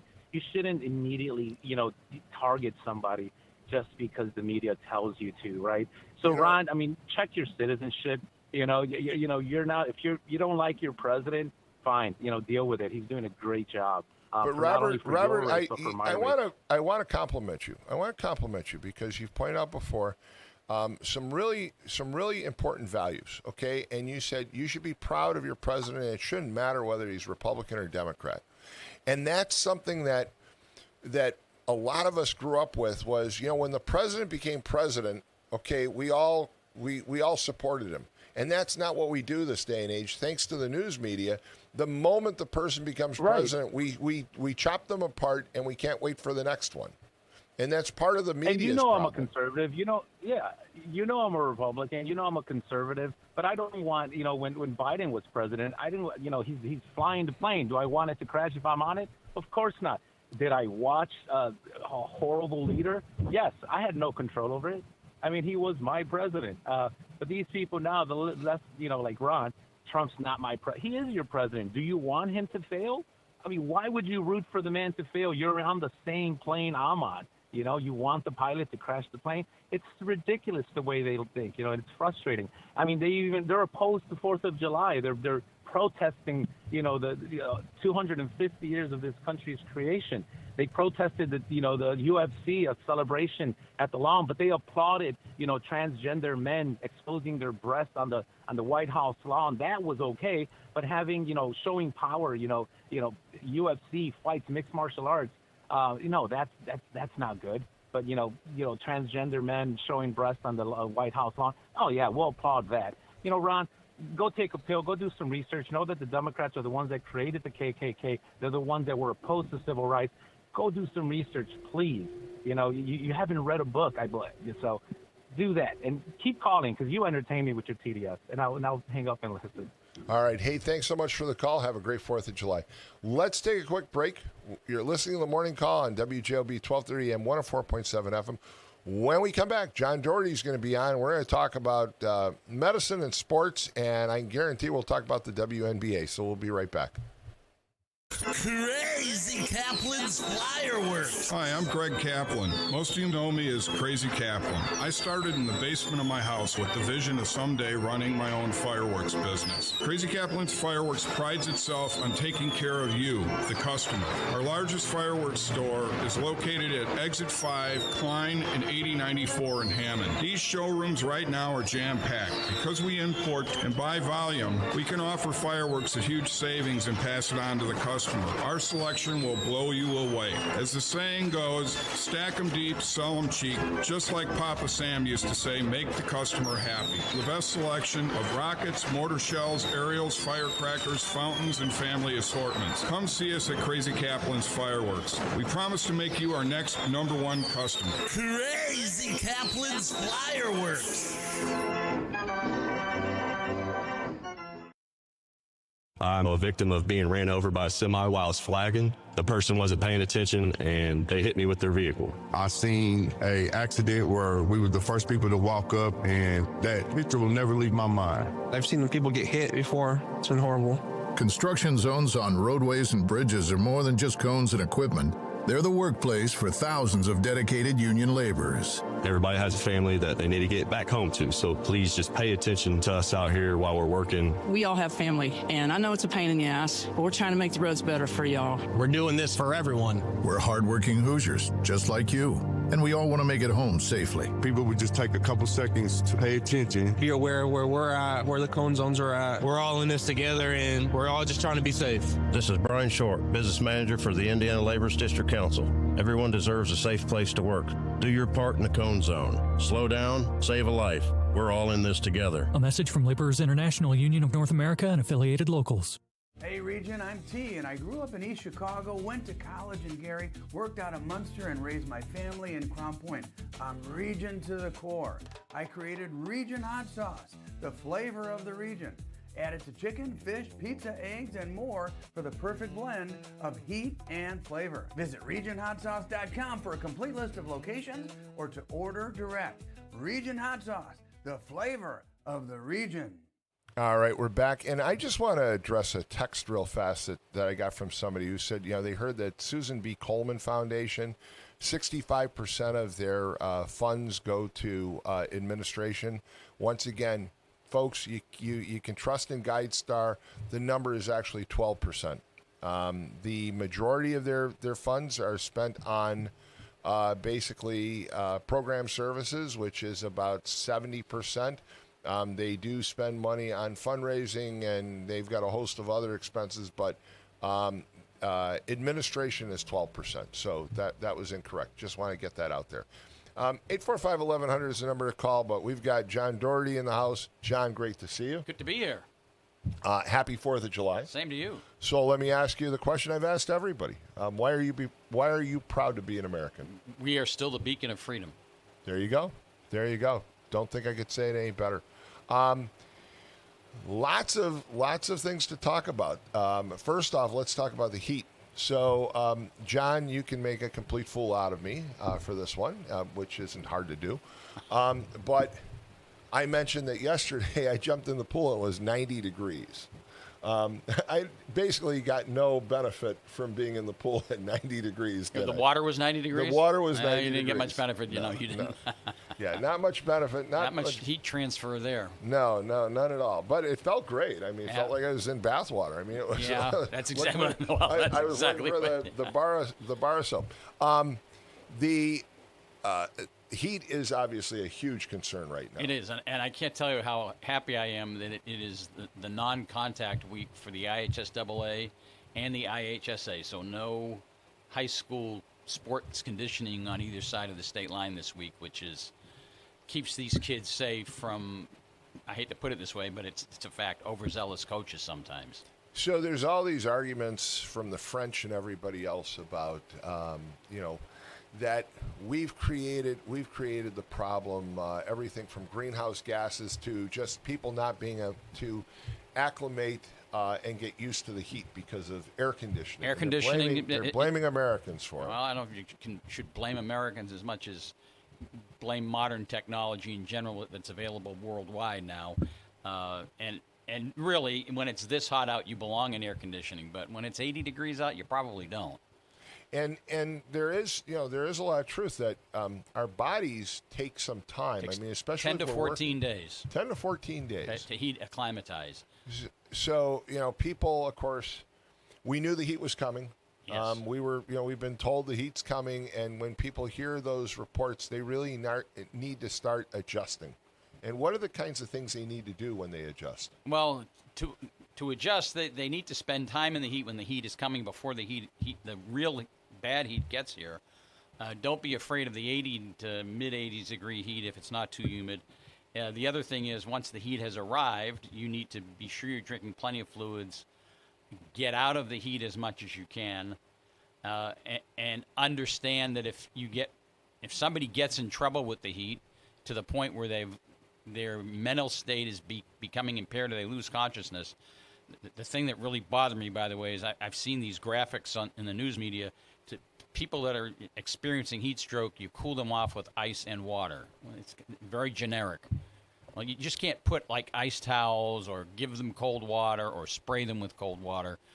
The cure for heat stroke, which is a true medical emergency when your temperature is above 104 degrees, the cure is immediate cooling, being immersed in water, and it needs to be done immediately. Cool first, transport to the emergency room second.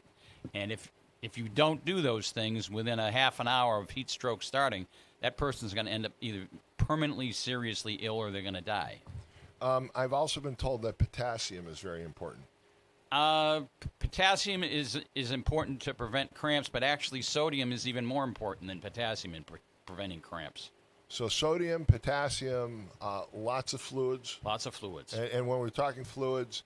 And there's lots of way to get fluids. Right, but explain there are the pitfalls, too, because people say, okay, well, I'll drink a cold can of pop or I'll drink an iced coffee, which is, they're both high in caffeine. Right. Caffeine's a diuretic.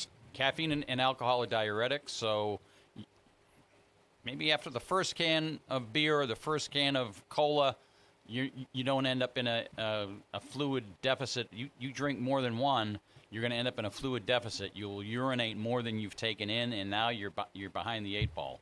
The other thing to keep in mind is most people, this is a universal thing, the majority of people when they start a workout, they're already dehydrated. They don't drink enough before they start exercising. And I'll tell you, the people that I'm really concerned about as I drive around the region are the workers I see out on our highways doing road construction. Those people are and outside construction workers in general. Those people in this weather are at great risk. Yeah, and especially road crews because they're putting down asphalt, for example, at 450 degrees. Right, exactly. And so it might be 95 out, but for them it's it's a whole lot. It's another world. And there's all the humidity coming off of it as well. Yes. So it's not just like, well, okay, we've got some. We've got some heat. Steve Stanek was in last week, and Steve was talking about the weather out in Arizona. Yeah. And he said, we'll have 110, 112 degrees, but there's no humidity. And so it's a lot easier to handle that. Well, you can cool your body when there's no humidity because we cool ourselves by sweating, and then the sweat evaporates, and the process of evaporation off your skin causes your body to cool. But when the humidity's in the high ranges where it's 80 to 90% humidity, and no more water can get into the air. So the water that's on your skin now from sweat isn't evaporating, so you're not cooling. And we have a caller, so let's go to the calls. Good morning, you're on the air. Good morning. Morning, gentlemen.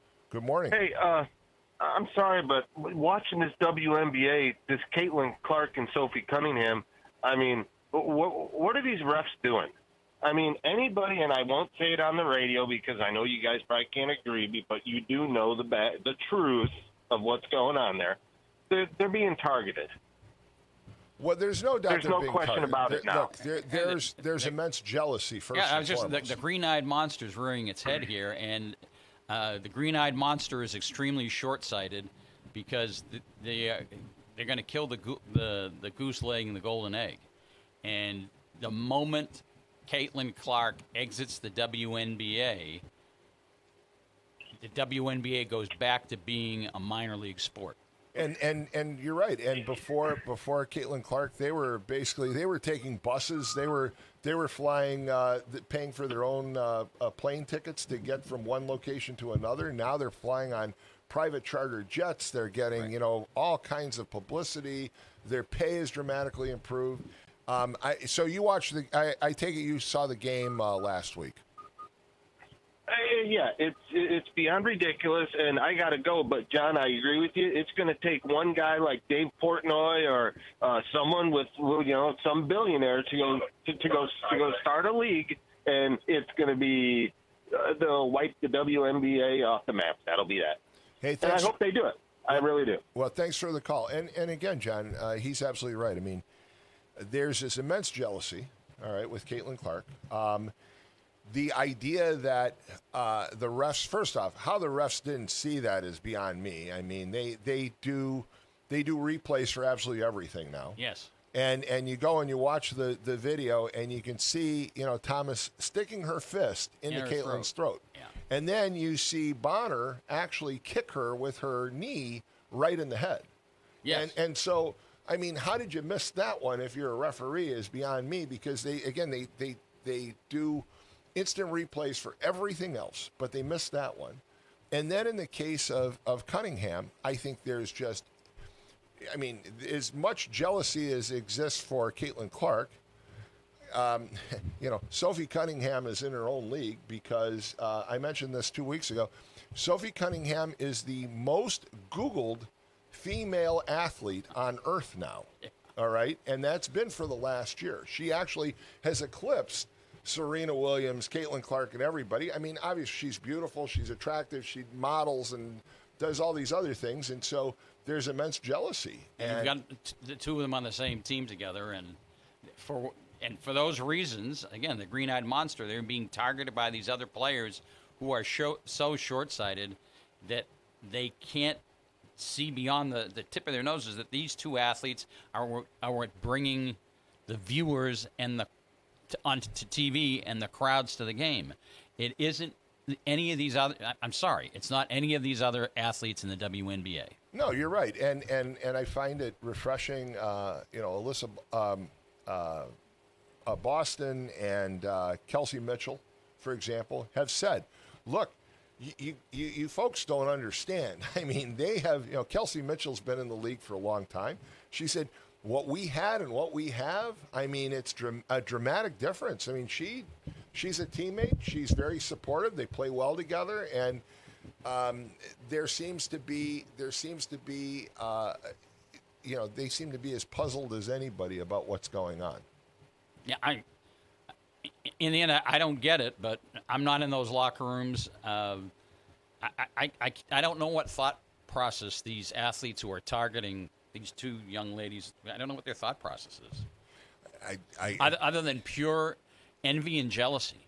Yeah, and again, that's what it amounts to. It's just envy and jealousy. I mean, you look at it and you say, here's someone who, again, is she the greatest player? Not at this point, okay, but could she be the greatest player? Possibly. She's a transformational player. She created interest in the WNBA that didn't exist before, and like you said, it was a minor league team. It was a minor league sport. Yeah, minor league sport. Yeah. And all of a sudden, if you said to me 5 years ago, hey Tom, you're going to actually spend your summer watching WNBA games, I'd say you're absolutely off your rocker. In fact, I'd be worried that you were suffering from heat exhaustion. There's no way I would do that. And then lo and behold, now I'm a huge fan. Right. And I think the competition is great. I think that it's they're unpredictable games. You can have you had the Sky, for example, playing against, I think it was the Sparks on Sunday. They almost won. You had a 13-5 team playing against like a 5-13 team, and it was a close game. It was fun to watch, and they're just ruining it because of this jealousy business. Yeah, just crazy. We were talking about heat exhaustion, and you mentioned high school sports, and of course, it's a no contact week. Yes. Like I said, great timing. Yeah, we always like to give some tips for high school athletes. So what would they be for this week? For this week, don't avoid the heat altogether. Get out and do things. Do some light conditioning on your own. Do it earlier in the morning or later in the evening. And then make sure that you're well hydrated. What we were talking about before the caller brought us over to the WNBA was the fact that so many people, before they exercise, they start dehydrated. So make sure that you drink 16 to 32 ounces of fluid before you start a workout. And the key is to drink it. People talk about drinking ahead like a day ahead. That really doesn't work. You need to drink regularly, but you really need to drink ahead is right before the workout, like within 2 hours of the workout starting. 845-1100 is the number to call, and we've got another caller. Good morning. You're on the air. Hello. Hey, regarding drinking yeah, can you hear me? Yep. Can hear you. Go ahead. Regarding drinking fluids, do margaritas count for that? No, they do not. They do not. Okay. They do not. Sorry. Hey, real quick on the WNBA. They released a poster, and I don't know what it was celebrating. Maybe their 10th anniversary or 20th, whatever. 30th guess anniversary. What person they left off the? Yeah, guess what? Guess who they left off the poster? Yeah, and by the way, they put Sophie Cunningham on there, and I saw her podcast the other day, or a snippet of her podcast, and she said, "What the hell were they thinking?" She's very outspoken. She said, "I don't belong on that poster. Caitlin Clark belonged on that poster. She thought it was ridiculous." But again, it's another example. Yeah, no Caitlin Clark. I think the jealousy and envy extends to the WNBA office, the executive offices.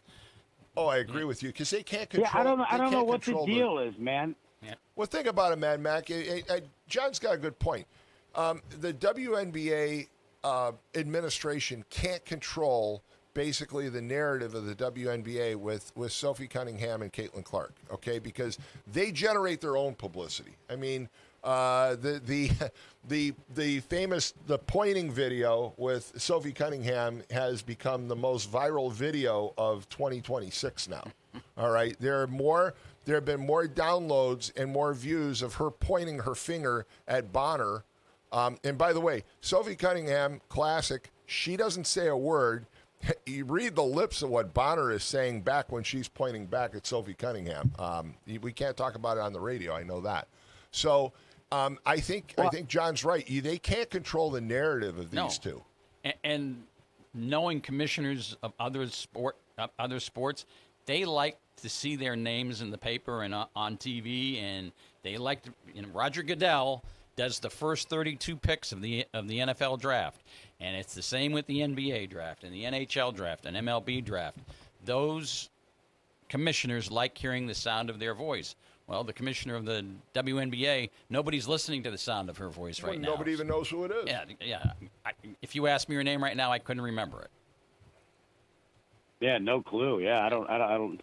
Yeah, I tell you what though, if you ever listen to any of the clips from a lot of the African American players, female players from the WNBA, they hate Caitlin Clark, and they are so petty jealous. They can't believe that the kid is making like $35 million a year. Drives them insane. But hey, here's my question for John, real important one. I was listening to a show on the radio, different channel, unfortunately. Can't believe it. Kid's only got a morning show here, and that's it. Yeah, but he was talking about vitamin D and how important it is to get out in the sun. Now, Yes. Clearly when it's 98 degrees and you're as out of shape as Dabertin is, he's on death's doorstep right now. Lucky he's going to make it out of there at 8:30. But he said, yeah, you got to get out in the sun and take vitamin D. He says it's the most important thing and one of the best things you can do for your health. And I haven't heard that much, but do you agree with that? Okay, or hold on. what do you Real think? fast, I want to point something out, okay? You know the old adage about even a squirrel finds a nut now and then? Yes. It's really scary because I was going to ask John about vitamin D, and you came up with the same thought that I had, Mad Mac. That's very scary. frightening. That's very frightening. Go ahead. Okay, the difference between you and I, Tom, is that I haven't had 39 whatever that bad 39 surgery, whatever you colonoscopies. did There, to your yes, behind. that's right. I Yeah, have 39. there's no reason to mention that on the air, by the way, Tom. Never. Well, now we have. That word shouldn't Now we be- know. Now we know. Anyway, go ahead, John. Yeah, talk to your wife in the pool underwater about that subject. Never on the air, though. All I'm right. gonna hang up and Anyway, listen. go ahead. Vitamin D is an underappreciated performance enhancer, and athletes with vitamin D deficiencies, they end up with far more injuries than athletes who do not have vitamin D deficiencies, and it affects bone health as much as anything else. But it affects it affects your overall athletic performance. Vitamin D, a very underappreciated performance enhancer, and people who have a vitamin D deficiency need to supplement to overcome that. Yeah, you do see a lot of people who. We don't get out in the sun enough. Well, right. There are a lot of people these days who they avoid the sun as if the sun is just totally dangerous. And the sun is dangerous if you overdo it. Right. But the sun is also essential in many respects. It is, yeah. And so I see people Your in their skin creates vitamin D, but most people, especially in today's business world, don't get out in the sun enough, and they don't get enough production of vitamin D from their skin. So basically, you're saying, Tom, you're doing well when it comes to taking in the sun. Yeah, you are. You're doing well. You know what? But here's the difference, and I've pointed this out before, that I think there are, like 6 or 7 classifications of skin that they have. Dermatologists have some scale. Yeah, and I went to a don't know. dermatologist before, and they said, look, your skin basically, you know, on the scale, you're way to the point of I don't burn, I don't sunburn. I sunburn on my face, but I don't sunburn otherwise. And they said you're very tolerant of the sun. Yeah, more people are some people are more tolerant of the sun than others. And I am not. Yeah, and it's funny because some of my siblings will tell you, well, you know, it's great. Maybe we're not related because, you know, I can take in the sun and they get burned. And so there's you know, even in families, within families, there's differences. Yeah. Absolutely. Yeah, I see it in my kids. Absolutely. One of my kids is far more tolerant than my other two. And Mad Mac, just throw this out there. I know you're listening. Look, I've mentioned before, you know, my experiences with UC and Crohn's, largely because, again, I have spent a good portion of my life signing up for all kinds of studies and all kinds of protocols to see if they can figure out what basically reversed in me, and it helps somebody else. I'm willing to do it. So that's why all those colonoscopies. Okay. So there you go. Well, just to clarify, not that I You're enjoy none the them. worse for wear. No, in fact, I be honest with you. Just about everybody over age 40 has had them, and they should have them. If you haven't, you should. Right. But when I had them, they actually did them without any anesthesia. I remember my first one. And the scope was larger, and it not was pleasant. pretty bad. And by the way, on top of everything else, I got wheeled into a classroom with 45 physicians. Oh, that was. And I was still in high school, so that was pretty embarrassing. So, anyway, enough of that. So getting back to the heat and the sun, you know, the sun is essential, as you said. It's good for you, but you can't overdo it. You also have to be very acclimated in this kind of heat. As I said, 10 to 14 days to get there. That's why we have incidents with athletes all the time, unfortunately, in that first week of conditioning. From the first week of fall camp to the second week of fall camp, generally the weather hasn't changed very much. You never see somebody go down in the second week of fall camp. They go down in that first week. And the other thing for football coaches in particular, please keep in mind that you should not be trying to train your linemen to be running backs. If you train your linemen to be linemen and don't do serial sprinting with them, because that linemen will never sprint 100 yards for you in a game. They just won't. do the sprints with your skill position players and do strengthening exercises, a lot of them inside out of the heat with your linemen. It makes a lot of sense. 845-1100, if you have a question, give us a call. When we look forward, of course, by next week, we're supposed to be back into the 80s. Mid-80s again, yeah. So we'll adjust. But still humid, my understanding is. Yeah, and I wanted to bring that up. So the humidity is supposed to still be there. So explain to listeners and to me why humidity factors into this whole issue of heat exhaustion. Because if the humidity is high, your sweat won't evaporate. It's that simple. And you need to cool yourself. You need to sweat. That sweat on your skin evaporates. You dry off. But in that process, that chemical process also causes your body to cool. And when the humidity is high, the sweat just drips off of you and doesn't evaporate. So your body can't cool itself. And speaking of medical conditions, I've mentioned before, I've had, AFib. I did have ablation surgery and don't suffer from it anymore. But, things like AFib basically are brought on a lot of times by dehydration. Yes. And as people get to be our age, Tom, over the age of 60, I won't say how much further past 60 we are, but yes. once you hit 60 in the heat, 60 hits back. We don't cool ourselves as efficiently as a young adult. The other members of the population to be very careful with in the heat are babies under the age of 1. They don't cool themselves very well either. Yeah, and I mentioned earlier, even though we're talking about human beings, I'll throw out there about pets, because pets don't acclimate between heat and cold as quickly as your a human. pets. Your pets are in actually in the short term. Your pets are in more danger than humans are. Dogs can't sweat. The only way they can cool themselves is evaporation off their tongues. That's why you see them panting in the heat. Can I ask? And I was talking to my son yesterday. We were driving somewhere, and I said I really didn't feel hungry. Why is it when it's hot like it is, you're less likely to want to eat? Is there an actual reason? Because to eat, you need blood in your digestive tract to digest the food. In the heat, your body has pushed the blood out towards your skin to try to help sweat. Your skin is an organ. To sweat, it needs fluid, and it's drawing that fluid from your blood supply. So the blood has been pulled away from your core, which is a good thing. Helps keep you cool as well, and that's one of the reasons why you're not as hungry in the heat. Very interesting, because the opposite, of course, exists in the winter.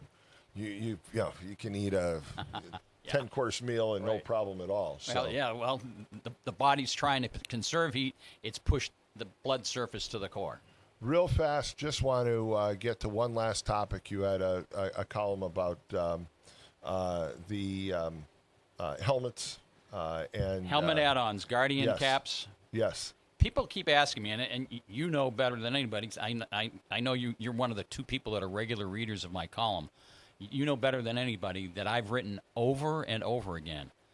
Helmet add-ons do not work. I see them on high school teams. I see them on college teams. I see them on NFL teams. There has been ample research that the NFL published a year ago, but then didn't publicize. They published it in a medical journal and then told nobody that their own study showed Guardian caps don't work. They do not reduce forces to the head, even though it seems like they do in the lab. They do not reduce concussions.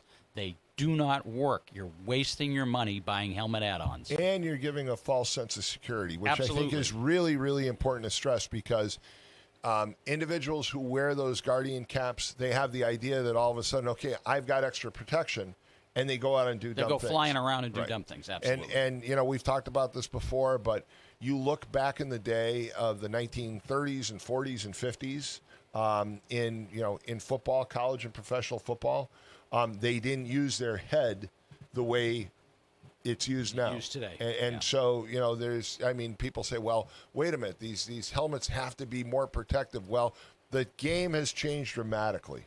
Okay, and so you're putting your head at a lot more risk than you did back in the 30s. Don't use your head as a weapon. Absolutely. John, as always, it's great to have you here. Great to have been here. Have a happy 4th of July. Same to you. And Stay congratulations. Cool. I know you said off the air that you got to spend some time with your soon-to-be 1-year-old grandchild. Great weekend with my granddaughter. Oh, that's wonderful. Yeah. Wonderful. Say hi to the family. Thanks so much. Here. Happy 4th of July. Same to you. All right. We'll be right back. I'm a victim of being ran over by a semi while I was flagging. The person wasn't paying attention, and they hit me with their vehicle. I seen a accident where we were the first people to walk up, and that picture will never leave my mind. I've seen people get hit before. It's been horrible. Construction zones on roadways and bridges are more than just cones and equipment. They're the workplace for thousands of dedicated union laborers. Everybody has a family that they need to get back home to, so please just pay attention to us out here while we're working. We all have family, and I know it's a pain in the ass, but we're trying to make the roads better for y'all. We're doing this for everyone. We're hardworking Hoosiers, just like you, and we all want to make it home safely. People would just take a couple seconds to pay attention. Be aware where we're at, where the cone zones are at. We're all in this together, and we're all just trying to be safe. This is Brian Short, Business Manager for the Indiana Laborers District Council. Everyone deserves a safe place to work. Do your part in the cone zone. Slow down, save a life. We're all in this together. A message from Laborers International Union of North America and affiliated locals. Tech Credit Union supports the essential role of union labor in building strong communities. That's why we offer hassle-free banking, financial empowerment, and a commitment to your success. Save for the future, handle life's challenges, and trust a partner that stands by hardworking union members. Tech Credit Union, the better option for you and your money. Visit techcu.org or call 800-276-8324. Tech Credit Union, supporting union families every step of the way. Enjoy the taste of summer at the Farmers Market at Fox Point. Every Tuesday from 9 to 1, shop locally grown fresh produce, delicious baked goods, artisanal treats, and local culinary creations. Just minutes from I-8094, the Farmers Market at Fox Point in Lansing, Illinois is a perfect spot to hear acoustic musicians, stretch with morning yoga, and enjoy community fun throughout the season. To see all vendors and entertainment, visit foxpoint.org. That's point with an E, foxpoint.org.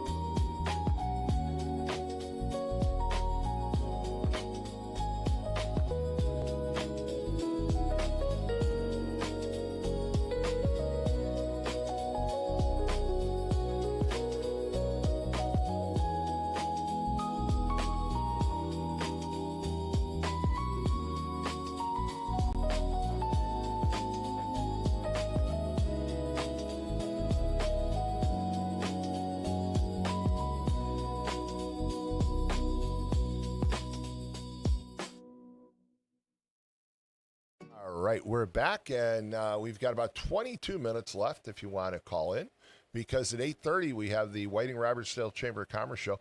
Again, I'll be here all morning tomorrow, so you can call in as well, 845-1100, 219-845-1100 is the number to call. We'll be here from 6 to 9 tomorrow morning. I don't think we have any scheduled shows. I will mention Jonathan Peterson, a Munster Town Councilman, is going to come on at 7 o'clock. I'll interview him, but we'll take your calls. And I do want to go back to a couple of things that were said before John came on, John Doherty, of course. And that was there were some comments made about not-for-profits, and I want to clarify the comment about Haven House, because I've supported Haven House for years.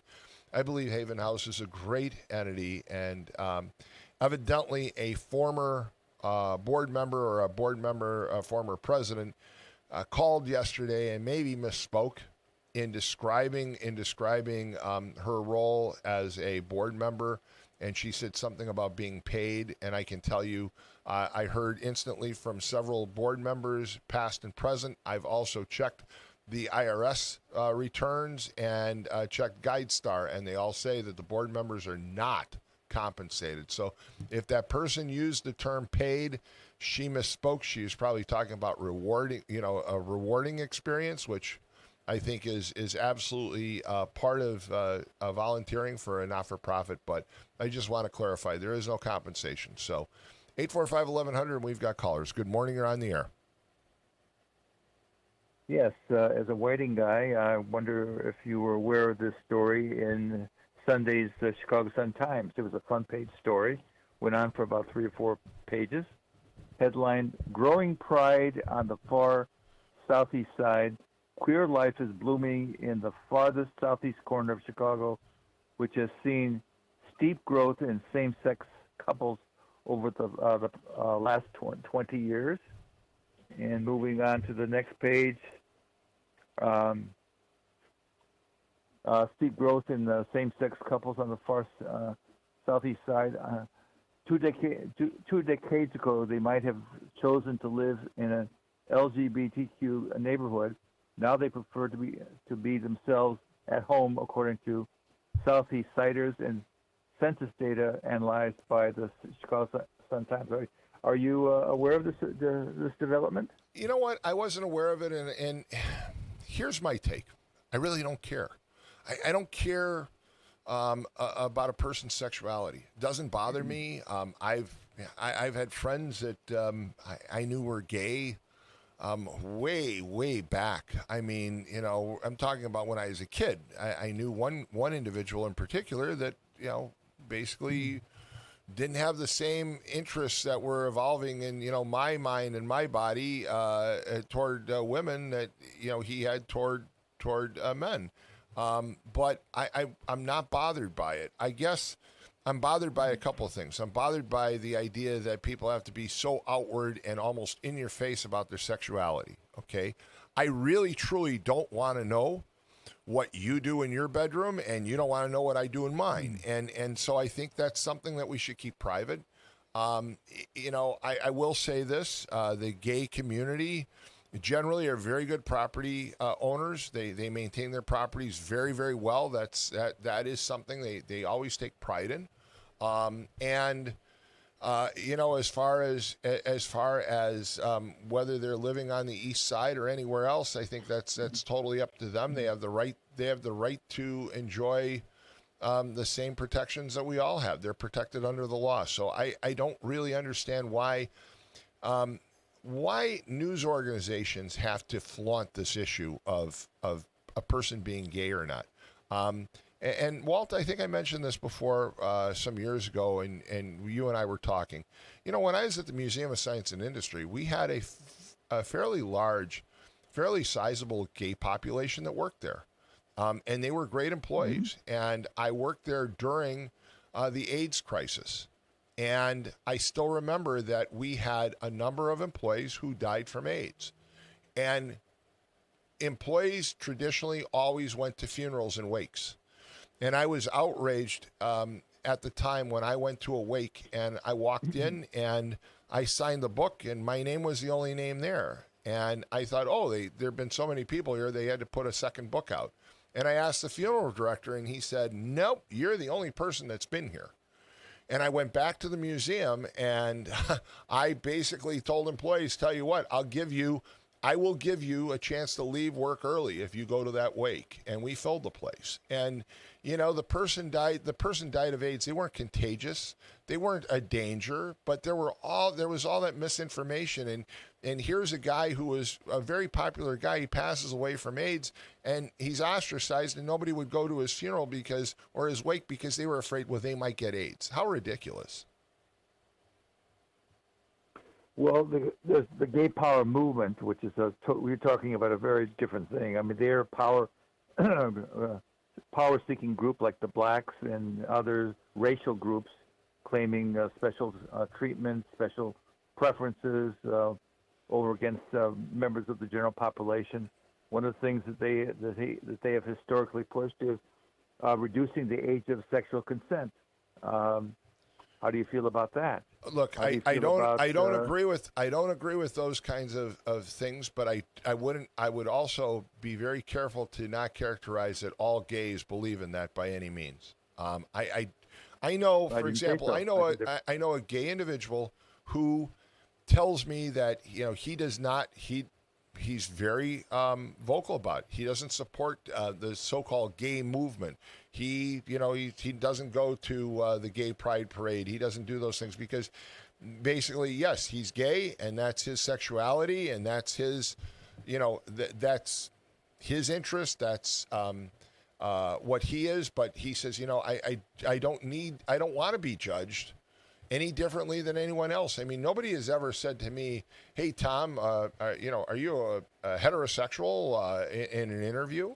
So when employers used to ask those questions, it was totally wrong, and of course now it's against the law. But I don't think that people's sexuality should be of an interest to anyone except the person that they're in a partnership with. Otherwise, it's not my business. It's not your business. And I agree with you that flaunting it, being so overt. I mean, if you want to say, hey, if you're gay and you want to say you're gay, that's fine. If you want to say you're heterosexual, that's fine. Do we need to flaunt it? Do we need to create some of these ridiculous demands and try and, we're all trying to be one diverse group, like Robert from Robertsdale said today. Let's all be one giant group, and others have said it. But then you get people who, in the process of trying to be accepted, they basically are dividing us because, well, I'm different than you because I'm gay and I have these views, and to me that's crazy. Well, the Democrats have been pushing an agenda for the tribalization of America for decades, and demanding special preferences for these different tribal groups, whether they be blacks, Hispanics. In the Hispanic realm, there's special preferences with respect to enforcing our immigration laws. That's a fact, and they're not backing off. In fact, they're becoming, as they achieve successes in that department, they demand more and more and more. Well, they keep on talking. They keep on talking this claim that they're one big giant tent, right? And so when I think of a big giant tent, I think of everybody in there together, and it's more what we have in common than what we have dividing us. But when it comes to some Democrats right now, in the process of claiming we're so inclusive, they're dividing us. Look, I'll mention this. Ron Matlock, I've mentioned before, Ron and I have known each other since the 1980s. We were both precinct committeemen. One of the first precinct committee, Democratic precinct committee meetings I ever went to was basically how to manage a polling place. And I don't even know if Ron realizes it, but Ron Matlock and I sat together, and Ron was a really nice guy, and he said, "Oh, well, welcome," and he told me what I could expect. Hey, he didn't sit there and say, "Well, my people vote differently because they're black, or your people are going to vote differently because you're white." He was very welcoming, and I'll never forget that about Ron. Ron basically sat down and said, "Yeah, here's this young guy. He's a precinct committeeman, and he needs to learn what he has to do." And Ron was very welcoming and helpful. Okay, he never sat there and said, "I'm a black precinct committeeman," or he said, "Well, I'm a precinct committeeman. Yeah, I'm in Gary." And he said, "Oh, where are you from?" And that was a conversation, and that's how it should be. I think the problem is that too often we get into this. Well, you're different than me. We all belong under one tent, but I should have special privileges. I should be treated differently. And in the process of saying we're all under one tent, we're dividing each other, and that's wrong. you need to ask Ron the next time he calls in on your show. Ask him how he feels about reparations, because that is an agenda the Democrats are pushing like crazy. If they gain control of the House and the Senate, that's priority one. Look, affirmative, the demand for reparations. Look, the idea that we're going to get reparations, then I think we should have a worldwide reparations on all kinds of things. There's been slave labor in lots of countries for lots of years. There have been lots of wrongs in history. Look at the fact that my father basically was a POW in World War II and ended up dying from his war injuries. Okay, in 1961, I mean, he died of a cerebral hemorrhage. It wasn't hereditary. It was from his wounds in World War II, and the treatment that he got as a POW. And what about Volkswagen? Volkswagen was a large German corporation during the Nazi regime. So should I get a free Volkswagen? I mean, because of what the Nazis did to my dad. I mean, it's ridiculous. People go out and you've got LeBron James who speaks about racial division in the United States, and he won't say a damn thing about the fact that he's been promoting products like Nike for years that basically were built by slave labor in a lot of third world countries. So yeah, I think it's ridiculous. I think basically we need to basically heal as a society and move on, and not worry about what happened 100 years ago or 200 years ago. We should learn from our history, but we can't hold people responsible. Otherwise, we're all going to be at war with each other. I mean, you talk about ethnic differences. Holy mackerel. I mean, we could all go to war. It's just ridiculous. Well, we are. This is a society at war with itself. It's like another civil war. I mean, there is. When I read the history of the first of the Civil War back in the 1860s, I mean, there was a progression of behavior, and it looks very much like what's going on now. Well, and, I hope we're smarter than that, Walt. I hope we're smarter. But I've got one more caller, and then we're going to go to the Chamber of Commerce show. So thanks for the call. 845-1100, and I think you might be the last caller of the morning. Good morning. You're on the air. Way to end on a good note. Hey, just real quick, did you notice the Democratic Socialist in Colorado? She won last night, beating the 15-term incumbent. Excuse me. Look, if the Democrats think that they're going to gain in November, because November is when it counts from the average American by putting a bunch of extremists up there, I don't see it happening.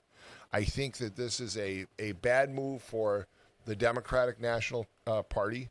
I believe in a two-party system. I believe that we actually benefit from the debate and the differences that we have between the two parties. But those parties also have to be able to work together and come together. And when you elect such extremists, it's baffling to me. I don't understand what's going on and why it's going on. I do realize there are a lot of people that feel disenfranchised, and these candidates who are fringe candidates are winning elections largely because they're appealing to to the fringe and to the disenchanted. But I look at Carville, James Carville, who said that, and he talked specifically about the woman that got nominated last night. He said, she doesn't belong in my party, or I don't belong in hers. And I think they're disenfranchising an awful lot of people in the process. And Mamdani, he may think he's going to control things, and AOC and all the rest. But I think at the end of the day, all they're doing is basically finding another way to disenfranchise themselves from being part of the actual discussion and debate. I'd like to see Democrats and Republicans come together and actually sit there and work together in Washington and not vote some party agenda. And that's been my issue with Frank Mrvan. You can't stand for a kid with cancer because some idiot told you, oh, nope, can't stand. Okay, I know Frank Mervan. I know that Frank Mervan probably wanted to stand for that kid, but somebody pulled his strings and told him he couldn't. And that doesn't say a lot of good things about Frank Mervan, that he was that susceptible and that culpable to the direction of the party. I want somebody who goes to Washington who's going to represent me and basically say, I don't really care what the Democrats or the Republicans say. I want to know what my residents have to say. It's one of the things I've said for years is refreshing about Tom McDermott. I've watched Tom McDermott get into a lot of trouble and a lot of heated discussions, including at a Democratic state convention, because of his views on things. He doesn't really care. He doesn't let the party tell him what to do. And I think that's what you want. You want somebody who's going to represent you and not party politics. All I'd say is I hope and pray for the demise of the Democratic Party, because there's almost nothing I can see that they ever do that helps society. But well, it's just me. It's annoying right now is that there are some Democrats that are out there and they're already trying to apologize for some of the extremists that are trying to get elected. Okay, Plattner in Maine. You can't make an excuse up for this guy. He has sexually abused women. He had a Nazi tattoo on his chest. His views are just so out of touch with society. You cannot make an excuse for him. Yet there are plenty of politicians that are. I think John Fetterman is a great example of a Democratic senator. Fetterman says it just how he views it, and he says it's the whack job left fringe of his party. And except he's going to vote with Democrats almost all the time. No, that's not true. The number of people that call in, Tom, he's not coming to the Republican Party, and if he's not with us, he's not helping us. I mean, I got to tell you, the number of people I run across, and you hear them on the air on every station in America. Do you want everything to be rubber stamped? Do you want everything to be rubber stamped? I don't. I do want my congressman or my senator to question some of the things that Donald Trump comes up with, because some of the things Donald Trump comes up with are just downright dumb. Okay, and there are plenty of good things that he does. I'd agree, but the alternative is always the other guy. Okay, but the alternative. They complain about. Go ahead. The alternative shouldn't be the other guy. The alternative should be that okay, when Donald Trump acts in an extreme fashion, Congress should be able to bring him back to center. And when it's a Democrat, they should basically hold that person accountable and bring him back to center. There's the problem. We have a Congress that's so dysfunctional right now, they can't pass anything. Look, 80% of this country believes that showing an ID to vote makes sense. And they can't pass it because the Democrats are afraid that it's going to hurt some of their focus groups and some of their constituents. And you know what? If those people shouldn't be voting, then they shouldn't be voting. I mean, we have this gridlock in Washington when it comes to budget. When it comes to, I mean, who in the devil wouldn't think that we need TSA agents and we need airport security this day and age? Okay, only a Democrats. Only a moron would say we don't need it. Yet Hakeem Jeffries and Chuck Schumer and the rest, right? And they dragged it out. But you know what? Not everybody did. There were some centrists. There were, in fact, I hate to admit this, but one of them happened to be Dick Durbin, who's not a politician that I normally care much about. But I mean, Durbin even said, "This is ridiculous. We've got to fund the TSA. We just can't have airports without security." All right. So again, even Dick Durbin can get things right. I mean, and I'm not a fan of his, but we need more people who step to the center and say, okay, look, your views are extreme, and the American people, this is what they really want. And people who can work across the aisle, people who can say, here, we've got the Bears proposal for Hammond. All right. Mike Braun is a staunch Republican. Tom McDermott is a Democratic elected mayor. And the two of them have worked together to get to the point where there's a pretty good chance now that the Bears actually locate in Hammond. It's not a done deal, but they were able to put together a really good deal to bring the Bears here. And they worked across the aisle. That's the kind of government I want. I want people who can work across the aisle. Hey, Mad Mac, thanks so much for the call, but we've got to take a break because we got the Chamber of Commerce show. Thanks for calling. We'll pick it up tomorrow. Folks, we're going to transfer over to the Chamber of Commerce show, the Whiting-Robertsdale Chamber of Commerce show on WJOB 1230 AM, 104.7 FM, right after these commercial announcements. Before Notre Dame Federal Credit Union, we were being charged various maintenance fees and various check writing fees for all of our accounts. And with Notre Dame, we don't have that. We have